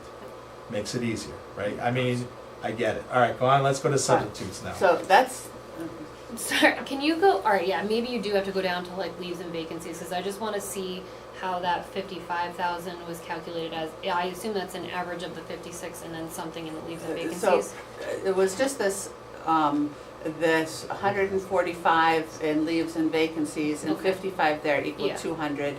I just like the 145 down below because it was easier to show it. But they totaled 200, and I think we all see the light now of okay, let's make them separate. And remember, we've never budgeted the leaves and vacancies before. This is an improvement to the system, I think. So if we look at the substitutes, we have short-term substitutes, and short-term substitutes we don't save money on because the teacher is taking sick time so we're paying 2 people. And what used to happen is that this was always budgeted at $375. Yes. And it was, the actual was never $375, or I guess it was in 21. 21, remember, we had a part COVID year, and it's a hybrid education. So 21's kind of weird. What Casey did, and I think it's the right thing to do, is that she said, well, let's put in the budget the actual amount of what the substitutes should be, and not have anything calculating in our head that it's, this gross minus this, all showing right up on the page. So that makes a lot of sense, I think. Then there's. But again, hold on, that's a moving number too. That's not a solid number that you could say, we're gonna have 250 people out this year, we know that already. It could be 250, it could be 300, it could be 100, right? I mean, that's a fluid number. Correct, all of them are Yep. just, And I will say, post-COVID, we have just seen a tremendous increase in the changes. If you look at the teacher turnover and the leaves and vacancies and the subs, pre-COVID, and then in those sort of 2 strange COVID years, and then post, it looks like it's starting a different trend. So, but yes, it is fluid and it does change. yeah. But she reports on it every month. This one, it's in the budget for next year is 520. And it's projected this year as 500 in the reports that just came out today. Long-term subs, they have never been in the budget, and the board is proposing they're still not in the budget. The long-term subs, generally that's where there is a leaves and vacancies savings. Because you're not paying the teacher, you're paying a long-term sub, which gets paid less than a teacher. These are the figures of long-term subs and the average. So again, as in past years, nothing in the budget for that. So then we go down here and we look at the leaves and vacancies. Hold on a minute though. So where you go to projected 83, but you're not putting any in the budget, you're putting a cost in of 83, right? That's So- in the current year, so No, yeah, but hear me out. So, but if you're putting a cost in, we're gonna accumulate savings, so that's the problem. That your cost accumulates savings, so that 83,000 cost has a $100,000 offset on the other Right. side of that. Correct. But that's why they didn't put it in. It's got a $260,000 offset on the other side for this current year. These are directly from the monthly report that just came out today. That, Well, the 260 has to cover short-term subs. Yeah, no, I'm trying to follow the math and the Exactly, offset. yep. Yep, so this is the gross cost up here. That, if you look at this year, that, And also, well, can I just interject one more thing on the long-term subs? Yes, there, in most cases, we will eventually get to a salary savings on that long-term sub. In some cases, depending on how much sick time the teachers have accumulated, they can use, if they're out on FMLA, they can use their sick time to be paid for, depending on how much time they have, a large portion of their paid. So usually they begin with a paid leave of absence for a certain period, and then an unpaid kicks in if it's over a certain time. So there is a portion of that where we are paying the Both. teacher and the long-term sub. And then if you look at the leaves and vacancies, these are what were calculated by the prior director that, and it's divided by the different categories. That, so that in leaves and vacancies was a savings of $377 in year-end 2021. That, again, weird year. These 2 years, it's pretty much exact. The leaves and vacancies were $447 in the 2 years, and from all the categories, not just teachers. That, and this year we're tracking at $260 for the best guess of what it's going to be to the end of the year. That, and so in the Board of Ed proposed budget, and again, it was 200 combined, I put the 145 here, just to offset the 145 increase up here. That, and we could put in any number, whatever number everyone's comfortable with. We haven't, the town has not backstopped or not promised to backstop anything on leaves and vacancies, but I would think that we should, that if they're gonna use a number higher than what they're comfortable with, or we should do that, and then it gets more complicated as we go down. So the net cost of the subs minus the leaves and vacancies, there's a net cost there of $84,000, that of $274,000, of $261,000. So the leaves and vacancies do cover the long-term subs, but they don't cover the short-term subs. That, and here's what Casey was talking about, that yeah, those are the net cost.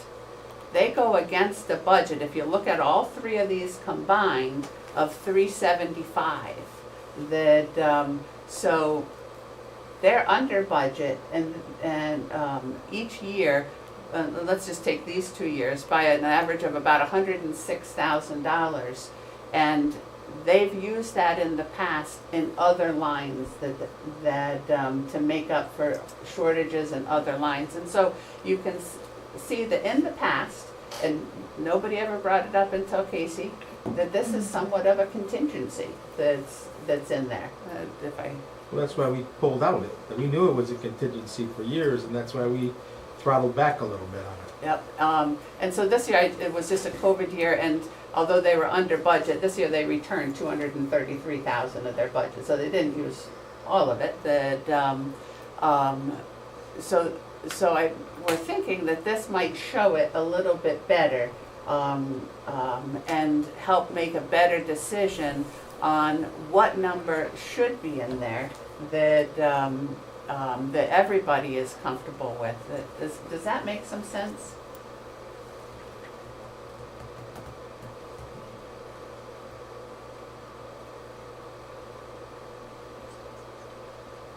Well, I guess not. Some sense, some sense. Yeah. So I guess my Ignoring the question. numbers, does So the flow make sense? flow makes sense, but let's go to the numbers. Let's get right into the numbers. Do we understand each compartment of why they're trending in the direction that they're trending? I mean, I know their best guesses, but every section is trended down. What's causing us to go in the reverse direction? The teachers, it's been explained to us a bunch. Go to the top section. So we're talking the right column. Go way up to the top. Lines 1 Turnover? through 7. No, 1 through 7. Right there, we've talked about this. We've had teachers come in, shortage of teachers. We can't find it. In fact, last year we went 25 to replace teachers that left that we had to replace.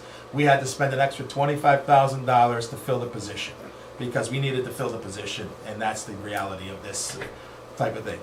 In the years past, we've had 281. Do we have any insight to where we are right now in that? Is this a trend that's going to be negative, or do you think there's a, you use the word anomaly? I mean, what's driving that? Is it the teacher shortage? Yes. Yeah, there are many areas, a lot of the hiring that we had to do that resulted in hiring a more expensive teacher were in areas where there's a teacher shortage. Special education is a teacher shortage. World language, high school science, those are all areas that are just, they're hard to fill. The other part of it is that we also had teachers on a much lower step, lower paid, newer teachers that are leaving the district. They're not coming here, fresh out of college or a year, 2 or 3, job and staying until they retire. And so it's the combination of both of those things. Now, I will say we did get one retirement news today, which is a very high step teacher, and it is in a not a high shortage area. It's an elementary school position, so hopeful, right, that will result already in some significant teacher savings, salary savings, turnover savings. So it really depends on But where very it's coming often, from. teachers are telling you, well after our budget is Oh, finished yeah. and approved. Yeah. Oh, no, Yeah. no, that's, absolutely. yeah. but that's what I'm trying to get the point as, of all the things, that's the thing we can control the most. Of all of these numbers we're talking about, that's the opportunity we have to control the most. Well, depending You're not on gonna control substitutes, how many days people are out. Sure. You're not gonna control long-term subs, how many You people can go out. control it when you have a lot of options. Candidates, You yeah. don't have, when we We're don't have just a lot not of getting the- options, there's not. The pool of candidates. If we had one teacher apply for some of those high shortage areas, if that's the one teacher that applied for the high school physics position, that's the teacher we have to hire.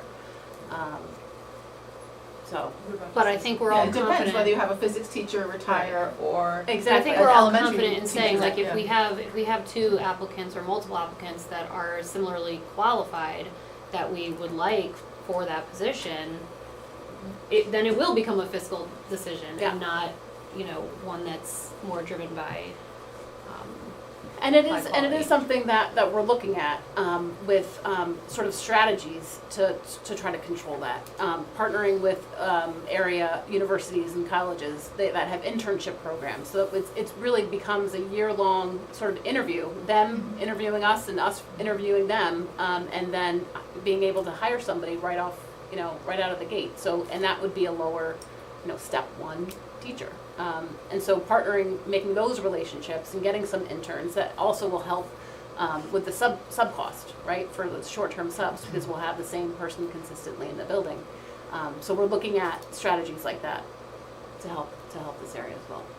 Of course, you do always still want some senior teachers to be able to mentor the new ones. Of course. I agree that mix, but are we Yeah. getting to the other end of that mix now? It seems like we have less lower end than we do if you do that, because I looked at that last year, I think, and I think we're above that level right now. I think we're heavy on the top side right now. Yeah, we had to hire a lot of, high step teachers at the end of the summer. We did. Where over years past, it was a blend of low, middle, and high. Yep. Now the scale's tipping to the high. Yep. And they're shortage areas. If we have a lot of, elementary school, elementary certification teachers that retire this year, likely we will see some good turnover savings. But that Because those doesn't are, come here, right? That would be in the salaries, right? It wouldn't be in. That would be in that this- 1 through 7 line. this Yeah. is- That's the 1 through 7 line. We moved to Yeah. that. Sorry. This is That, just that how- would strictly go to this line, yes.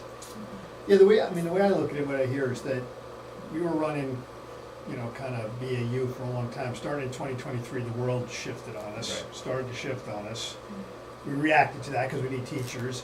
You've started to put strategies in place. I would expect to see those strategies to start to work so that while we probably won't get back to where we were 5 years ago, hopefully the curve will start to turn, I right? think that there are larger forces at work that will move of their own accord irrespective of any action that Brookfield takes. Yeah, but at least we're taking action. Like, if we Sure, started for taking sure. action in 23, they didn't yield, now they should be starting to yield. Well, I well, we mean, ha- hopefully, we're, but we're starting, we're starting these conversations and these strategies because we are seeing this trend. We should So, have seen it for a year now, right? actually no more, the data's more like 10, 12, 15 years. This has been a long time coming, it's pretty well known in the There was education nothing circles. reactionary done because of COVID in terms of how we're recruiting and retaining teachers. If that's, No, I'm Where just your saying, I comment thought, was. Glenn, you said that if you went back multiple years, the savings was about the same level, which says the kind of arbitrage Yeah, type a thing. little higher even. It was probably more than the 281 side. Right, so that, the model of a higher paid person leaves and a lower paid person comes in has kind of worked kind of BAU for the most part for a long time. 2023 it started to change. I'm taking this up 50,000 feet, right? You saw the change, you're starting to put in some strategies to address that. Hopefully those strategies will start to yield to help. Part of it could be the supply, I mean, we don't know what the Exactly. university, I mean, it's like. Are we heard with going both too the- slow? Maybe we're going too slow. But it's part, what we heard with the police department, that there aren't enough cadets coming out, and so if you're not getting enough new teachers coming out of colleges, because that's it's a true. tougher environment Right. to teach in now. Right. right? And I those mean, shortage so- areas have been the same shortage areas for like the last 15 or 20 years. Yeah. Well, it didn't cause us to have any shortage to it. So that wouldn't be a bridge item to why we're worse, because that's been a problem. This whole thing really was just a tool though. Yeah. That's all it was it was a tool because what was happening is there was like $500,000 to $600,000 of contingencies built in every year. And you notice it on the, you can see it, I mean, I know it's changed, but even in your dive, you could see we had $280,000 here, we had $400,000 here. Now we're talking 2% of the budget. Yep. That was built into contingencies. Same thing on the special ed. When we first thought it was a $300,000 special ed contingency. So now you're talking 2.5% on the education side was covering contingencies. And that's where we tried to weed back on the taxpayers and saying, let's get the contingencies out. Let's centralize these contingencies. Let's work together. So we have a pool of $400,000 that's going to cover these overruns. And that's what the goal of the whole program was, is everybody had contingencies in everybody's budget. And we tried to get it down to reasonable and work on the edge a little bit. So right now, first of all, is there any questions on this? I mean, I wanted to highlight, because you mentioned this, that, there are forces out of our control if it's a cold winter, and that's what we've done over the past few years, is taken some, the health insurance was something we didn't know, the fuel, costs going up, so we, on the town side, took that money as contingency, in case, it could trend in either direction, but that's been our practice over the past couple of years, that we held that risk came to us instead of it being built into the education budget. And in the hopes that maybe you would run on the positive, but as we can see this year, and it happened last year too, that, that's not the direction that it went, but it's so, coming off of the COVID year, coming off of, it's a different environment and a lot of big changes with the new school and you Sure. still have to kind of stabilize and get all those numbers in place, and so it's definitely understood. But yeah, so we wanna, if we can hold some of that risk on the town side, that helps with the numbers a bit too. So, that so far, when we've talked about the risk, that there's a list of items that and you can see it on their report, which I thought I could just poke it quickly, but I don't. This one? Yes. There's a list of items, they divide this up town Board of Ed budgeting strategy, and it's teacher turnover, special ed, and I think health insurance. Special That- ed transportation. Yeah, it's special ed Special- tuition, both special special ed eds, yes. transportation, and then the offset of the increased excess cost grant. Yes. Yeah. And if we're going to, you know, just keep pulling out and pulling out, I would think that we have to stop thinking it's just these and saying, let us know what the problem is, and we'll look at all of the items that, But I think in reality, we sort of did that, and that was a conversation even with Rosa the other night, is I think what we've done is we're gonna backstop these 4 categories, but we said, don't shut off the, you know, for prior years, don't shut off and freeze anything, and let your savings wash back in, and whatever washes out at the end, we didn't go to line items and say, gee, we only said these 4 line items. They came back to, they worked diligently within their own budget, and they came back to us with a net. They started at 960, they worked it down to 400, they came back to us with a net number. We didn't say, out of that net number, we're only gonna pay 430 instead of the 475. We worked with them to cover it. for this year, that's kind of what they're doing, because there's 175,000 or something at the bottom that they're gonna do cuts and freezes and, That's a tomorrow night discussion. Yeah. okay. Actually, do you want me back here tomorrow Scroll night? down. Could you scroll down, please? All the way to, yeah, that. It's 100,000. So, we're good here, right? You have any more questions, Eileen? I'm sorry. Go back now to our main budget.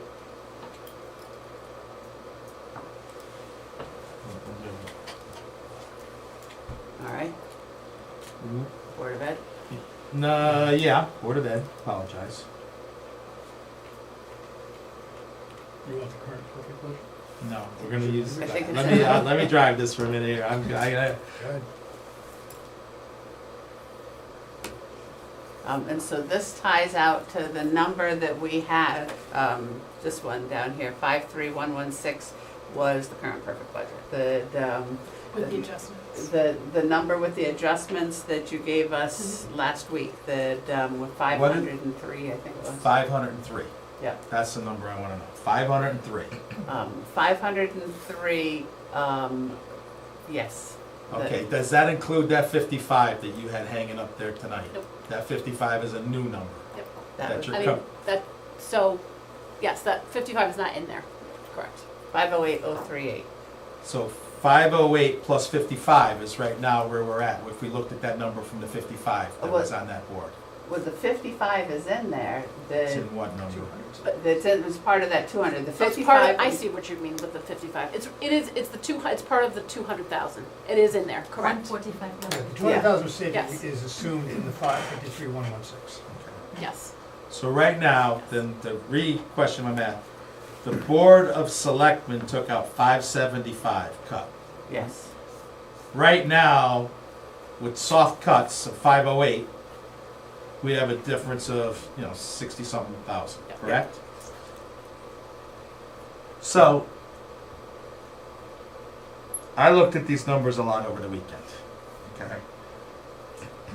And I'm gonna throw some things out there for discussion since we're here. Is what if we took another 50,000 in soft cuts, like the salary line or whatever, 50,000 in soft cuts with the backstop? Then I think we gotta look at some, what I would call hard cuts instead of soft cuts for discussion. So what would 150,000 of hard cuts look like? Because right now we've moved numbers. Yep. Right, we really haven't done anything, we've moved numbers. We cut, but we haven't cut, right? We've moved numbers. What would 150,000 of hard cuts be on top of? So the 50,000 would get us to Steve's number, right? So the 575, right? I mean, Yep. within reason, Yep. close enough. What would another 150,000 in hard cuts look like? You're asking me to call No, not specific tonight, not accounts? tonight, Okay, not okay, tonight. okay. I mean, this is, just as an exercise, what would, any, Brian, Naheed, any? So, I also looked at it this weekend, and I Mhm. was looking at percentage increase over, you know, every line item, and I know it's not our, you know, this is not our purview, it's your, but, just from my experience and how I've done things in the past is that, if I had to make changes, I would tweak 5% here, 5% there, and, some of them's, you know, the supplies, you know, and I had a question too, actually. Go ahead, I'm asking The, just right here. the instructional supplies, that went up about 161%, from 280,000 to 453,000. And I'm sure you've explained it, Yep. but I'm new, so, Yep, that's okay. sorry. It's likely there is an investment for the K-3 rollout of a new reading program, and that's the bulk of that. And it's a state mandate that we adopt a reading program. There's a selection, I think, where we have to 9, maybe I think choices, 7 7 or 9 choices that we have. And so we have a budget number in there to address the additional expense of buying instructional supplies for that program. And the program has not been decided yet. Also important to note, Dr. Mann, our assistant superintendent, has secured a grant to partially fund the total cost of that expense. So it's really So like this is actually the net. $150,000, but that's the net impact to the instructional supplies.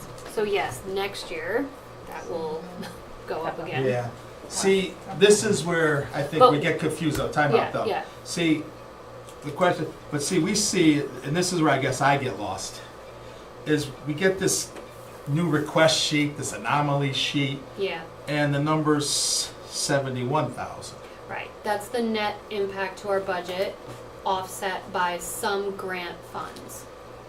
It's offset by some grant funds. It's also offset by instructional supplies that we would have purchased if we continued with our current program. But we expect to see a savings of not purchasing those that we would otherwise. So it's really sort of 2 offsets to that. So, So the total cost, I get, wait, yeah. hold on a minute though. I get lost in all of this. This is where I guess, because on this one here, it's 71,800. And that's 84, I think, and the other one? 87.5. Yep. So the difference is, this is the net of not purchasing instructional supplies for the old program. So it's, So technically, I mean, another way to look at it, Glenn, that might have been clearer, is that the 87.5 could be in that new state mandate column. Yeah. And then the inflationary and contractual could be reduced by what we would be purchasing of the old materials. Does that make sense? Somewhat, yeah. Okay. But, and then additionally, there's the Section three. instructional supplies, so college algebra program, IM math program. So it's not just one piece of it, but you've got. Yeah, the these 3 textbooks was items. the college algebra. Okay. Go ahead, Nikki. Do you have more questions? Fire away. actually, similar questions, and that's probably where these numbers probably fall in. There's a 240% increase on periodicals and subscriptions. You know, and I'm again, please, I'm not questioning, I'm just Yep. noticing these things and sharing my, Did you wanna know about those? student safety, 450% increase, yes, and if you guys, So I There think is some a- of that is tied to the influx of English language learners. Some of those periodicals, I think, are to support those students. I'm Yeah, just likely. remembering from deep in the It's recesses. the 52% increase. I don't know where the 240 There's increase also came from. in your part of your budget documents, and hopefully it's a live link, that the 29-page Word document that has questions on a lot of these things. And I've included tables that you can actually click on that will bring you the detail of exactly what is going into a lot of these items. So you can see the specific books and periodicals that each building is purchasing. Not every one of these supply lines has that. If it was, questioned to look deeper at that by any of the Board of Education members, that's when, that backup was supplied. But I think a lot of your questions could be answered in that document, definitely. Sounds And good, if you'd like me to reshare that Word document with the Board of Finance, I'm happy to do that. So it's the Q&A document that Q&A you- document, I exactly. did read it, but Yep. I will go back and, Okay. yeah, I think Rosa was talking about the student safety was 450%. Did I say that? Yeah. It went from Which account number is? it's 51350. It was 50,000. Oh. And then it went up to 226. So yeah, that's so part, that's part that's of that. partly grant funded this year, so it's a roll-in of the full coming. salaries, yep.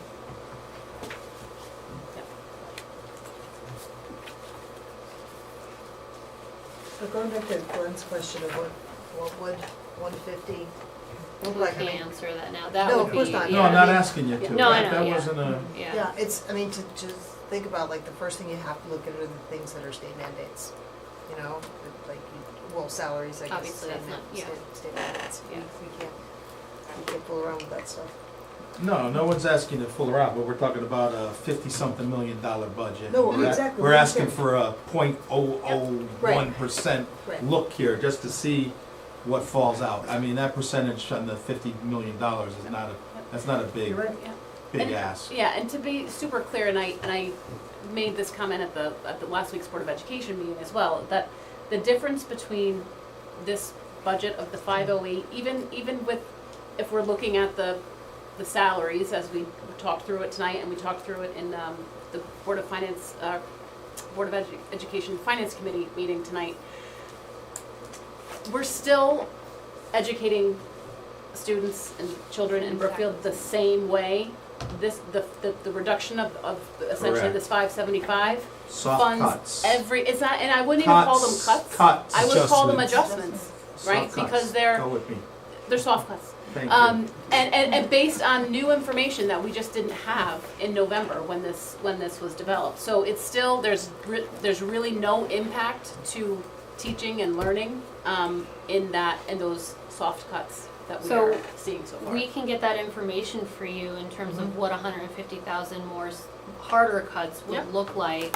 Sure. But keep in mind that if an opportunity arises where maybe special ed swings in our favor over the summer with something major, we will choose not to make those hard cuts and instead capture that savings. We don't have to tell you how to do it. So I agree, and I think we have enough trust Yeah. that it's gonna happen. I mean, I just wanted to see where it's gonna to fall in, because that would get us down into like a 4.89 range. Mhm. I don't know what And that it's- number means it's very anything. I mean, possible that- it was a number I played with Yeah. all weekend and looked at things, and I just wanted to see what it would do. That's all. Yeah, and it's totally within the range that we could simply get very lucky and have another adjustment in that amount. But part of So that we is, could give you the answer, like, assuming none of that will happen. well, see, that's, in a way, that's why I use the word soft cuts, because that's stuff that is fluid, we gotta work through it with each other. A hard cut is not waiting for something to happen and rolling an Right, 8-ball right, out right. there. A hard cut is, Right. hey, we've looked at this, and yeah, we understand that it's a big ask this year, and we can look at these areas and maybe reduce, or, Nahid said 2% here and there on different department. I don't have to have, I'm not gonna tell you how to do it, but I mean, I think the definition between the soft cut and hard cuts, soft is fluid, we've talked about it, because if they overrun, we backstop a lot of that. The hard cut is, what is the hard cut? Like, you put forth a $53 million budget, and I know you worked hard. Nobody's disputing that, nobody's questioning that. But I don't know of any $53 million budget that can't absorb a little hard cut. Not one in my history of ever doing budgets I could think- not absorb a hard cut. We understand that. I think that that's a Yeah. reasonable position, and we'll And we talk will about it. absolutely go through and look at it. I have Yeah. all the budget. That was just my workbooks. opinion, Yep. so before we Yep. go anywhere, I don't want you to, that was from my look. Is it gonna get steeper as we go around the table? Well, I'm only one. I only am one person here at this. So, Nahid, do you understand my logic, or is there something? Yes, I'm, Is there a different number? that's my thought process too. That's how I would do something like this. Perfect. Why Brian? don't you go to him first? All right, Dan? So I was mostly in absorb mode tonight, and so I appreciate the discussion. Until I didn't like that answer, unfortunately. Which one? Of if there's a positive swing, we're going to spend it. If there's a negative swing, we're gonna Well, absorb it. because it's So all that's about a one-way timing. partnership. It's all about timing, right? So if we Especially go ahead if and- we're, if this is me. Dan, If- the floor, If we're all open the here, board so of, if the town is absorbing the risk on an item, they should also benefit from the savings on that same item, if we are talking about actual cuts. So if, okay. that's it. All right, To me, can it's a I hard respond cut. to that? Yeah. Oh, so what I mean to say is that when the board takes a hard cut, we vote not to do something, we Right. vote not to purchase something Right. or hire somebody or whatever it is, and then that decision's done. Right. And then if we get this amazing beneficial adjustment in, say, August, well, that's stuff that we already lost. Like, we can't go out and hire that person now, or we've already restructured how we're going to educate kids. So what I meant by that was more along the lines of, okay, if you hard cut us another 150, and then we get a favorable adjustment, wouldn't we just say, okay, well, there it is, there's the 150. We don't have to go and make those hard cuts. No, because you that's- don't know they're You're coming. saying- That's You exactly don't what know I'm they're saying. coming, so That's exactly we're what I'm talking saying. hard cut. In other words, they're not in the budget this year. This is not in the But I don't- budget. So Yeah. if you get that if you get the $150,000 positive adjustment and you spend it, but then later in the year you get a $200,000 negative adjustment, we're not absorbing I 50, understand, I we're absorbing understand that. 200. I understand that, but we've Right. never, I don't think I've ever had the experience in my term on the board where we have captured major savings in that realm and gone out and bought something new that we never had Well, that's- originally planned for. So it's not that we're doing the same thing on our end where we're not. What? Sorry, I caught Yeah. So, I don't know, but, yeah.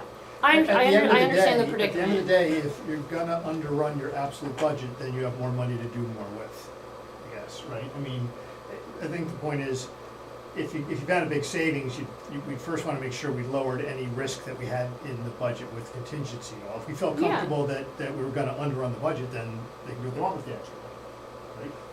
Well, except No, those we've decisions- never, we've always Because given it back to you the don't know that town. until June 30th. We've always given it back. Yeah, If but we you know, ever I mean, did, you've we got gave a it back pretty to the good feel town. for it by now, right? There's not gonna be a big, I'd be surprised there's a big surprise for the rest of this year that we're in, right, with free lessons. We're gonna discuss Well, that tomorrow. We're actually, discussing that tomorrow. Actually, no. Tomorrow. Well, then, you have a good point. That's a tomorrow discussion. Eileen, you wanna add to this? I'm ready to go now, if you wanna think of it more. Yeah, go ahead. So, this is where my head was at, I think a week ago, and I kind of just talked about in the hall a little bit. I think it would be really good if this budget's growth rate started with a 4.99, you said 49, my math doesn't work Oh, with yeah. yours. So, I think there's more soft than 50 in here. I think you guys were even thinking it's 100, I think it's 150, he said 50. The total, whatever it was, 200, maybe, I need 220 according to my math, but you only had 200, so we'll figure out the right math, I guess, Marcia, you can do that. But I think having a budget that starts with a 4 is gonna be, even if it's, 4.95 or something, if it's any higher than that, it's gonna be very difficult to get that, approved. And we haven't really done any hard cuts yet, and it's not a big number, so I think evaluating 150 is a good idea. If the soft benefits are a little bit more than the 50 he's calling, then maybe, there's a little bit of room there, but I think looking at 150 is a good thing to My look at. math could be wrong. It's within 20K, so No, I might be wrong. I'm not So, gonna. I did this last week. Yeah, when I just did the 5%, and I just did only for supplies, there was 100,000. I'm just saying, that there is stuff that can be, yes. And again, we can't go to line item. Yeah. We can't, Put but a I, number. and I think I, But that's good for 150K of a context. hard. Where are you at to now, evaluate. Marcia? I can't see that. I'm too So right now, this is the Board of Ed's budget that they gave last week is 5.42% increase. Yep, take out and- Steve's 575. No, this is, Okay. Yeah. This is the Okay. 67-ish. Yep. adding a little bit back. So if you took out 200,000, I think it's 220. you're right, They do 220. you're 499. That's what you're paying for. Yeah. I think you were starting with different numbers. So that would be the Yeah, so 220 is like the squeaks you under 5%. Yeah. I think that's, And I don't think you can do, I just don't think it's, I think trying anything higher than that is gonna get your number a lot lower than that. Not that I'm an expert in this stuff, Steve, you know how the world works way better than me. on this I stuff. think a lot of people in this room are aware of the vagaries of our voting base, and if we can get it under 5%, I think it makes a huge difference. Glenn has mentioned this before when we first met. 225 additional is 0.4% of the budget. In any budget, I think anyone can manage a 0.4% difference over the 503 that are just, as you say, soft adjustments, updates, whatever you want to call them. So this is always incredible every year. And it doesn't get any easier any year. No, I mean, I think this year we're facing such a big number, and in fairness to Yeah. this board, we have made the Board of Ed whole the last 3 years. We have stepped up and said, hey, Board of Selectmen have cut you $500,000, we stepped up and adjusted and we filled the difference. I think last year we fell 60,000 short. I think that was a number that we fell short of making whole. So I think we've made every stride to get there. I think we need to stride backwards now to help us to sell this budget. But I know Eileen's cringing, and I respect Eileen to the maximum. But I think anything that does start with a 5, Yep. we have trouble. Yep, We're I get gonna it. have that issue. And I don't think it's unrealistic. I don't think this is such a point where we're cutting 10 teachers, or, you know what I mean, like, something's crazy. It's painful, and I think Dan's on the other side of me cringing, because we're gonna go to other departments and they're gonna feel some pain too, that you're not the only one that's gonna feel some I get pain. And I think the numbers, again, the number percentage-wise on a big budget is not, and we've talked about this a lot, Rosie, you and I, and a little bit difference of opinion, and I respect this. I hate to dictate. I'd rather you come to us, and even if we said this number and you looked at it and said, well, we could do 160 comfortably instead of 150, I'd rather work that way, because of the point of, we gotta be solid going to the voters, we have to be unified going to the voters, and if we can manage the numbers that they like, we have controlled this process to their liking. If we get it the other way and it gets voted down, some of these cuts aren't gonna be as, you know. Right. I also wanna, I was looking at it this way, today, actually. And I respect and understand and appreciate all of these comments.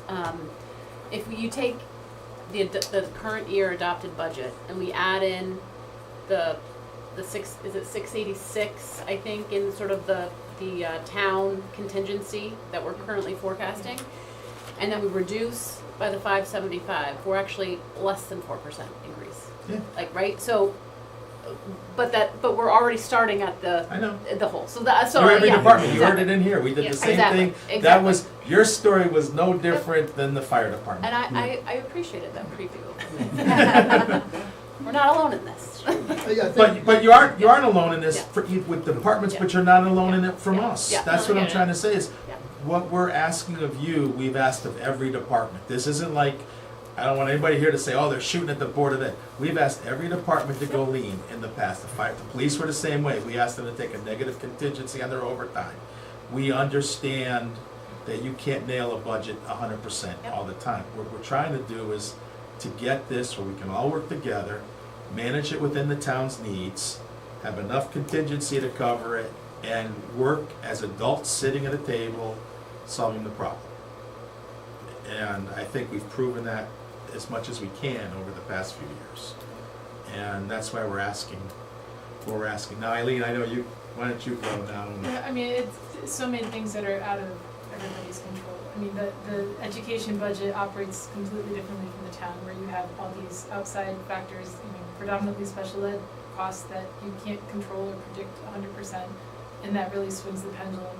To Dan's point, like, if you had a crystal ball and knew by the end of the year we're going to stay on budget with the special ed, and we went under budget on the special ed and something else, and these other line items aren't going to go over, and you have that savings to make that investment that you originally planned, I completely get that. It's just that, as we talked about at the finance committee tonight, I mean, there are 2 unexpected students that have a change in outplacement, and that's a big chunk of money. My biggest frustration in town with the budgets is that it's so dependent on voter turnout, and it's another factor we seem to have no Correct. control over. And I was trying to get the numbers to look and see, what is the voter turnout when we do pass budgets? And I hate to work towards a number, but it has historically been, if it's over 5%, it's not gonna fly. And that's not the story I wish that our town was telling, but that's repeatedly what happens. And so I struggle with this. I don't have any solutions, and I know, you know me, I don't ever wanna have to cut. I want to invest what we can, but I also don't, I think, to Steve's point also, is that when it does fail, it usually ends up being a bigger chunk that gets taken out, and that I would rather not see, than maybe where we're looking at right now. Mary? You said almost exactly what I was gonna say. I hate, that sometimes you have to work toward a number, and it's like, well, education, you need to provide the best you can for all the students. You can't always say, well, this is a number, but the voters say this is a number typically, and exactly what you said, I'm just so afraid of it. It's over 5, and it doesn't pass, it's gonna be a bigger cut than 150. I get that. So that's where, Last year, we kind of did a window dressing cut and got people to come out and got done. This year, I don't think They that's, came out the that wouldn't first fly. time. Right, Right. that's not gonna fly this year. Agreed. I think we still wanna put forth a fair budget too. Yeah, And I think absolutely, these numbers are absolutely. fair. I don't think this is in the unfair category to ask for that either. I think, again, that we've proven the past 2 years we've given. So I think in this case, we're looking to take a little and to get it fair for everybody and fair for our taxpayers. So I think we've covered what we need to cover from your side tonight, and I appreciate y'all coming in. Thank Yeah. you. Thank you. Thanks. Thanks for your seeing us input. tonight. Yeah, Thank we you. appreciate that. 2 finance It's hard, meetings in this one whole night, thing, that but doesn't seem right. Well, it's reality, living in community. You know what, can we take a 5-minute recess?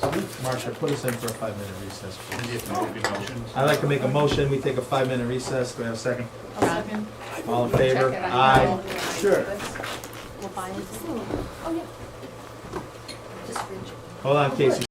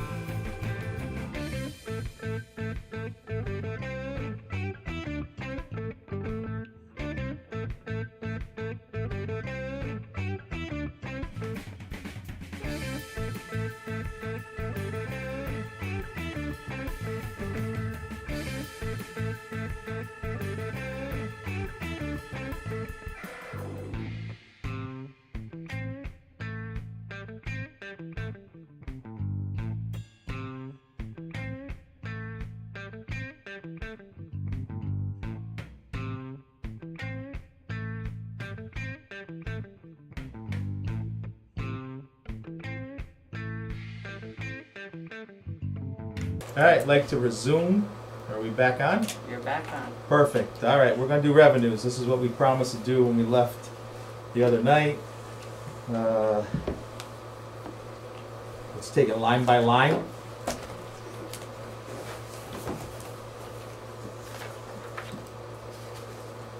You've already walked us through these numbers, but let's just rehash them a little bit. Okay, most of these, for the tax revenues are based on 5-year averages. The collection rate is a little bit higher, based on the average. The telephone tax payment is higher because of the current year being higher. Okay, so you're on line item 41101, right? I'm on this whole set here.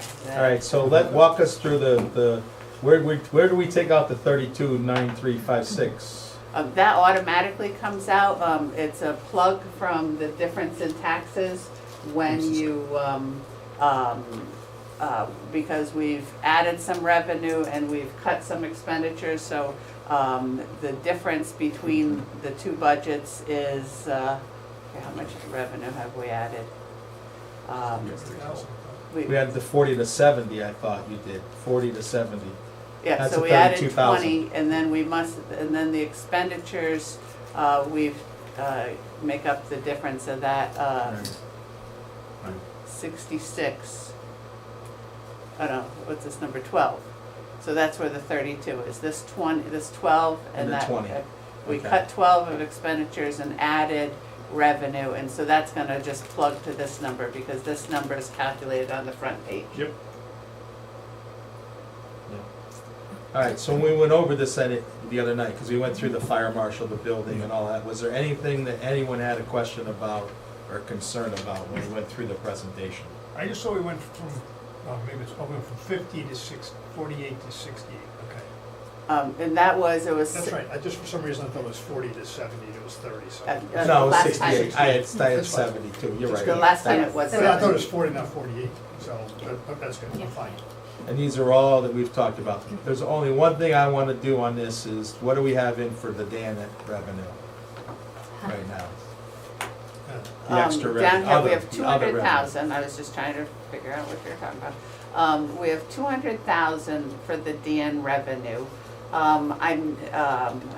Which would be the contingency, because we don't want to be too conservative. However, that being said, the interest rates are probably dropping. What's the assumption on the interest, on the cash? The cash is dropping Yes. because, and you should have that Excel spreadsheet, and I can pull it up. Yeah, please do. That, Yeah, pull it up, because like I said, we're gonna nail revenues and then done tonight. So let's nail it.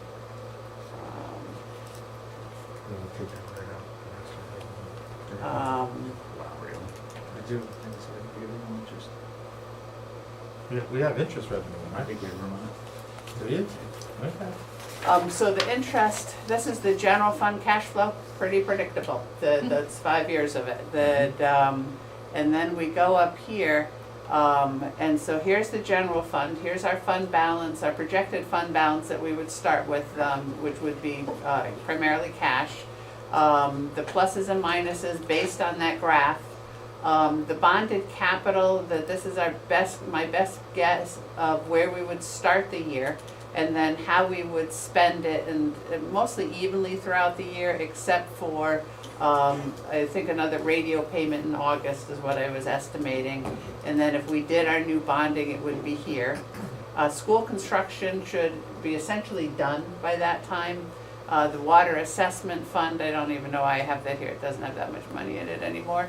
ARPA has to be done by the end of the year. Let me get this page number out of there, nobody likes those. And then cash capital, even payments throughout the year. And then fund balance and cash has traditionally been $5 million difference as we have more payables and receivables. So I've traditionally added the 5 million. The cash flow is here. The interest projection. This is when the Feds meet in January. They talked about bringing it down slowly, although it hasn't been happening. And so every time there was a Fed meeting, I just brought it down a little bit from 4 to 3 1/4. The 3 1/4 is next, what month is that? Quarter 2, 2025. April. April, yeah.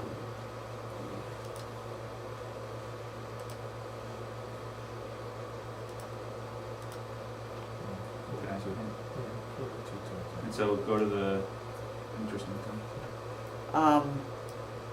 So it came up to 1.4 million, and then there were fees that we net now because we don't have that non-interest bearing 2 million. So I netted the fees in there to get to 1.3. I have 1.3, right? 1.3. 1.384. 352. I have 1.3. And what do we have? That's a number you have in your budget. It might be 1.3. rounded in the budget. Let me. 1.375. Yeah. 375. Yeah. Yeah, Right, rounded to 1.375. 1.375.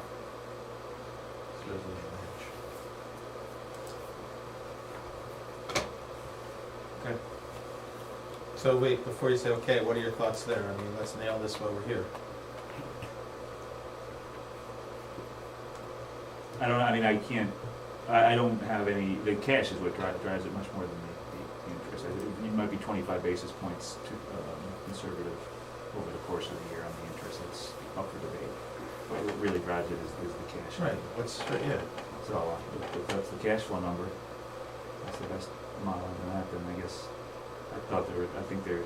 my gut still says there's upward room on the revenue side that I wouldn't budget in, but I kind of have it in my back pocket towards the. So you're gonna catch it, the Dan bucket. That's kind of where what my gut is.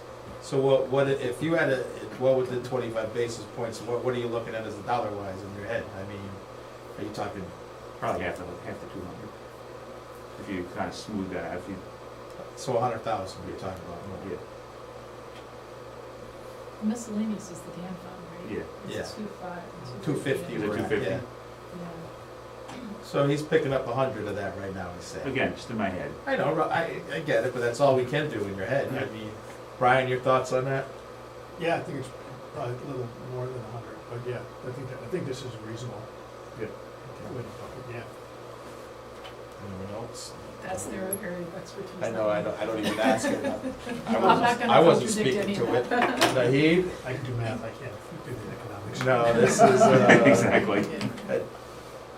So basically you're saying, I can tell you that for work, for our portfolio, we're not projecting that level of interest rate cuts based upon the economists that we look at. Really, that's what, Yeah. because the chairman of the Fed recently said, you know, We're if we not- get inflation down around near the 2% goal he's looking for, then he'd be completely open to cuts in Fed rates, and that will drive everything else Inflation down. numbers went back up.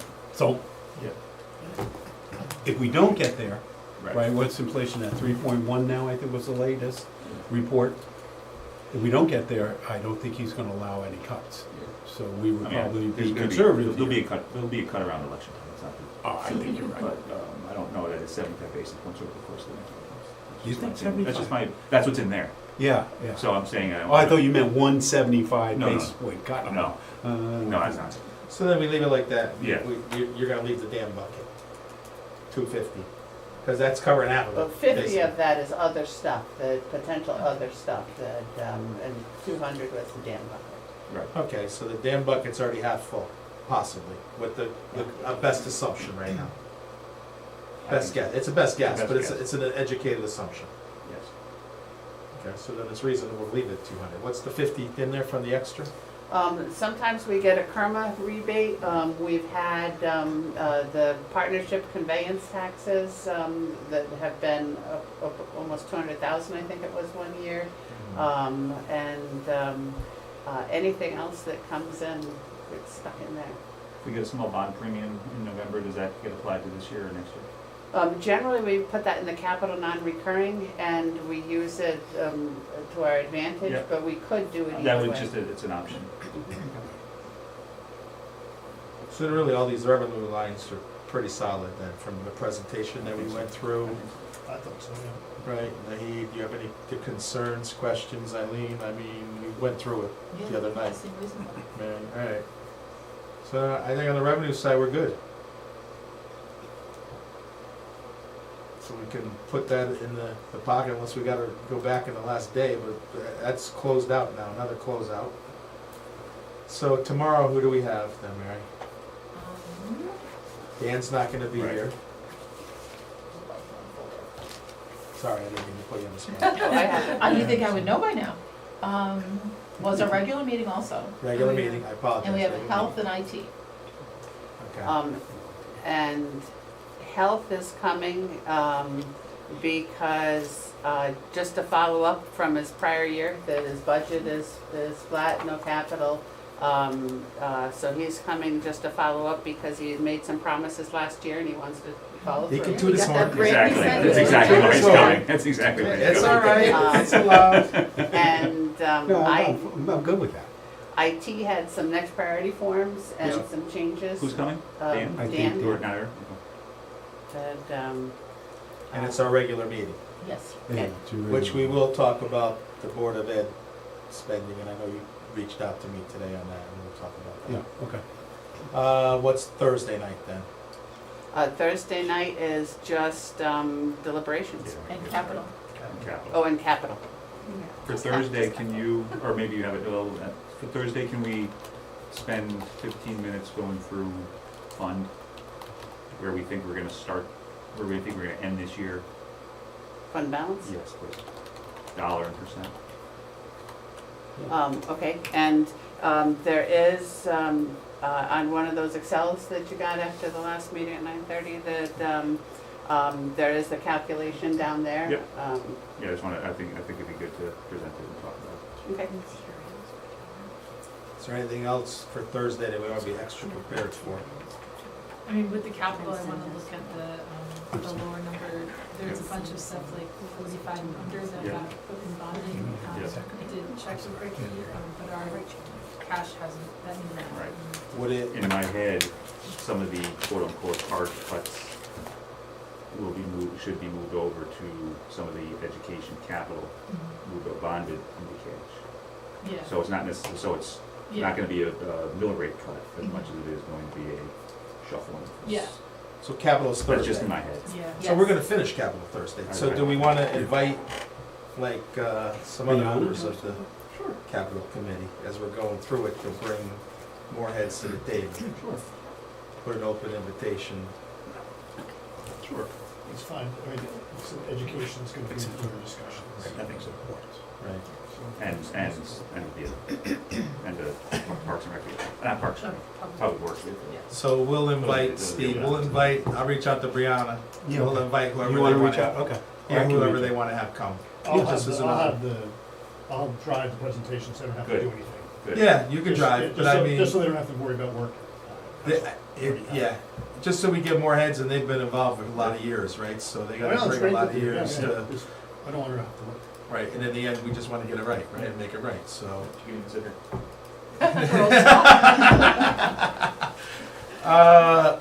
Steve, is there anything else you wanna go over? No, not tonight. You're good with everywhere we went then? Yeah. Yeah, You speak your mind. I am still concerned, and I said this earlier, as to how much we bring onto the town side for contingencies, regardless of what you Right. call them. We haven't brought any more over, right now. Not yet, but I'm still saying I'm concerned about it. Right. And tomorrow night I would like to talk about the issues that I sent you a note on this morning. You know. Yeah, Eileen has it here too, so Okay. she wanted to bring But it no, up. I think, again, the work that's being done here is really the level of care and detail that's going into this. People don't realize how much work you guys are doing behind the scenes, reading these reports, going through these books, so that you come here with good, clear questions about things that do need to be discussed. And I'm impressed, and I thank you for doing it. It's a lot of work. Thank you. Marcia, you got anything hot on your plate that you would like to make sure we cover? We may have final numbers from salaries tomorrow night that we're all hoping to, for the fire department. Okay. I mean, your update will be small, right? Yes, I'm Just not. covered the, huh? I don't know, I'm not trying to shut you down. No, I'm no, just saying no, it we're will. gonna, There's nothing major that I need to bring up to you guys, except the do we have transfers? information you probably already heard, and we'll just go over it. We have no transfers, but it just occurred to me that we haven't sent the reports from the Board of Selectmen. I'll just send those if that's. Oh, yeah. Okay. All right, anybody? Eileen, you wanna, go ahead, Brian. Just process-wise, so Yeah. how do we get from here to end of job or whatever, after the Thursday discussions to end of job? Okay, so basically during deliberations, we did what we did tonight with the revenue. We take a department by department. We've already gone through the smaller, some of the smaller departments. So we've done revenue, right? Unless something changes in the point of Yep. differentials that we hear different information. We're gonna handle capital as well, the other big piece of this. And then each department, the smaller departments we went through, we're gonna have new numbers on the fire department. And then it sorta, what we do is we go around a consensus of each department, right? This is how we've done it. And if someone has a problem, we look at adjusting it. And then we come down to the last night, we look at it and we say, is this a number that we like? Top down. Yeah. Top down, what do we like, what do we don't like, what are our concerns, what are our risks, what do we see as an issue going forward? And we have, as a general rule, and like it, not like it, is found a way to come to a unanimous decision on this. Because of the point, some people have to give a little and some people have to take a little, but I've looked at it as we have 6 good minds here, and everybody has a different thing they bring to the table, so if we don't take everybody's accounting to the table, I don't know if we come up with the best budget. If But it's that's- 2-sided or 3-sided, that may be not the best budget for the town. So at the end of day, a week from Thursday, Wednesday? Tuesday, right? Oh, Is Tuesday, last one day? We also have Monday, Tuesday, and the following. Yeah, Oh, I think wait, we- have, but you So don't. Thursday, Next week, I we're know. gonna tackle some tomorrow, Thursday, And right? then Monday we come with. Monday, we come there's back with deliberation. a deliberation. We, like I say, you've gotten to look at, some of these smaller departments, there's not a lot to them. And I'm good, I got it, I just. Yeah, you know. and then we'll come to a group decision on what we feel is best on going forward. And then, like I say, go So, ahead. yeah, I think the goal, I think we're in shape where we can have a goal of by the end of day Thursday to have a working number to Yes. consider over the weekend. Absolutely. Yeah. And then Think we- of it Yes. all- Try- think try- about it over the We try to weekend. be done Monday. Yes. So we can have a full board. I'm We're calling gonna- in on Monday, 'cause So I think that should be our Absolutely. goal. That is the goal. I mean, I apologize. Yeah, You're yeah, right. I'm just I- saying, yeah. Yeah. I know how far along we are Yeah. from past years. That is the goal. Thursday, we're gonna deliberate. Might be late. Thursday, we're gonna do some, okay, good. Yeah, we're gonna deliberate Thursday. We're gonna start Monday, the we'll- process. okay, And so what we like to do, and in the past, we try to get it done, so on the weekend, you do have the time, like Dan Right. said, or we can give Steve and Marcia 3 days then to get us for Monday. Right. Then Monday, we'll have most of the things, and in the past, it's come down to just a few line tweaks. Right. The last few days have just been a few line tweaks. Yeah, what I was just a little wondering how it works is, you know, we look at each of the budgets, we all might agree for each of the areas makes sense, but you put it all together, it doesn't. Then you make do the sense. top down and you're like, Yeah. Then we six, go back. 7%. We're doing what your process does. I didn't explain it properly. Yeah, That's kind of Monday. but when it lands, Oh, no, I'm Thursday, not- hopefully Thursday. Okay, good. when it lands, we all take a look at the number and say, okay, is this about where we thought it was gonna land? We all have preconceived, Yep. but we've looked at these numbers. When it lands, we say, all right, yeah, we figured it's gonna land at 365 and it's 372. You know, that's within reason. That's I on like the way you Marcia do it driving because you do on it the bottom screen. up by department, Right. only considering that department Right. Yeah. and its needs. Yes, And then you look at, ooh, here's our final number.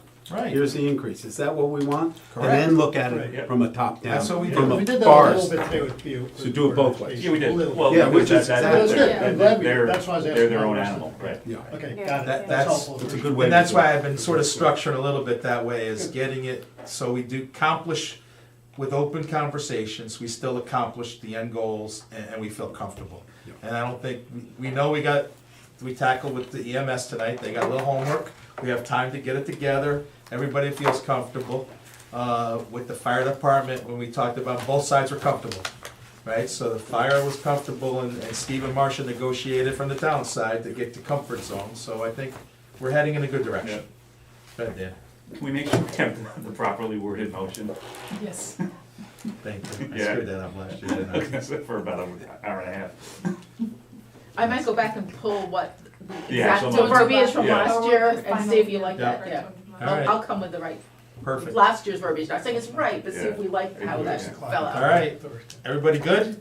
Mhm. Then make a motion then to adjourn, we have a second. Second. All those in favor? Aye. Have a good night.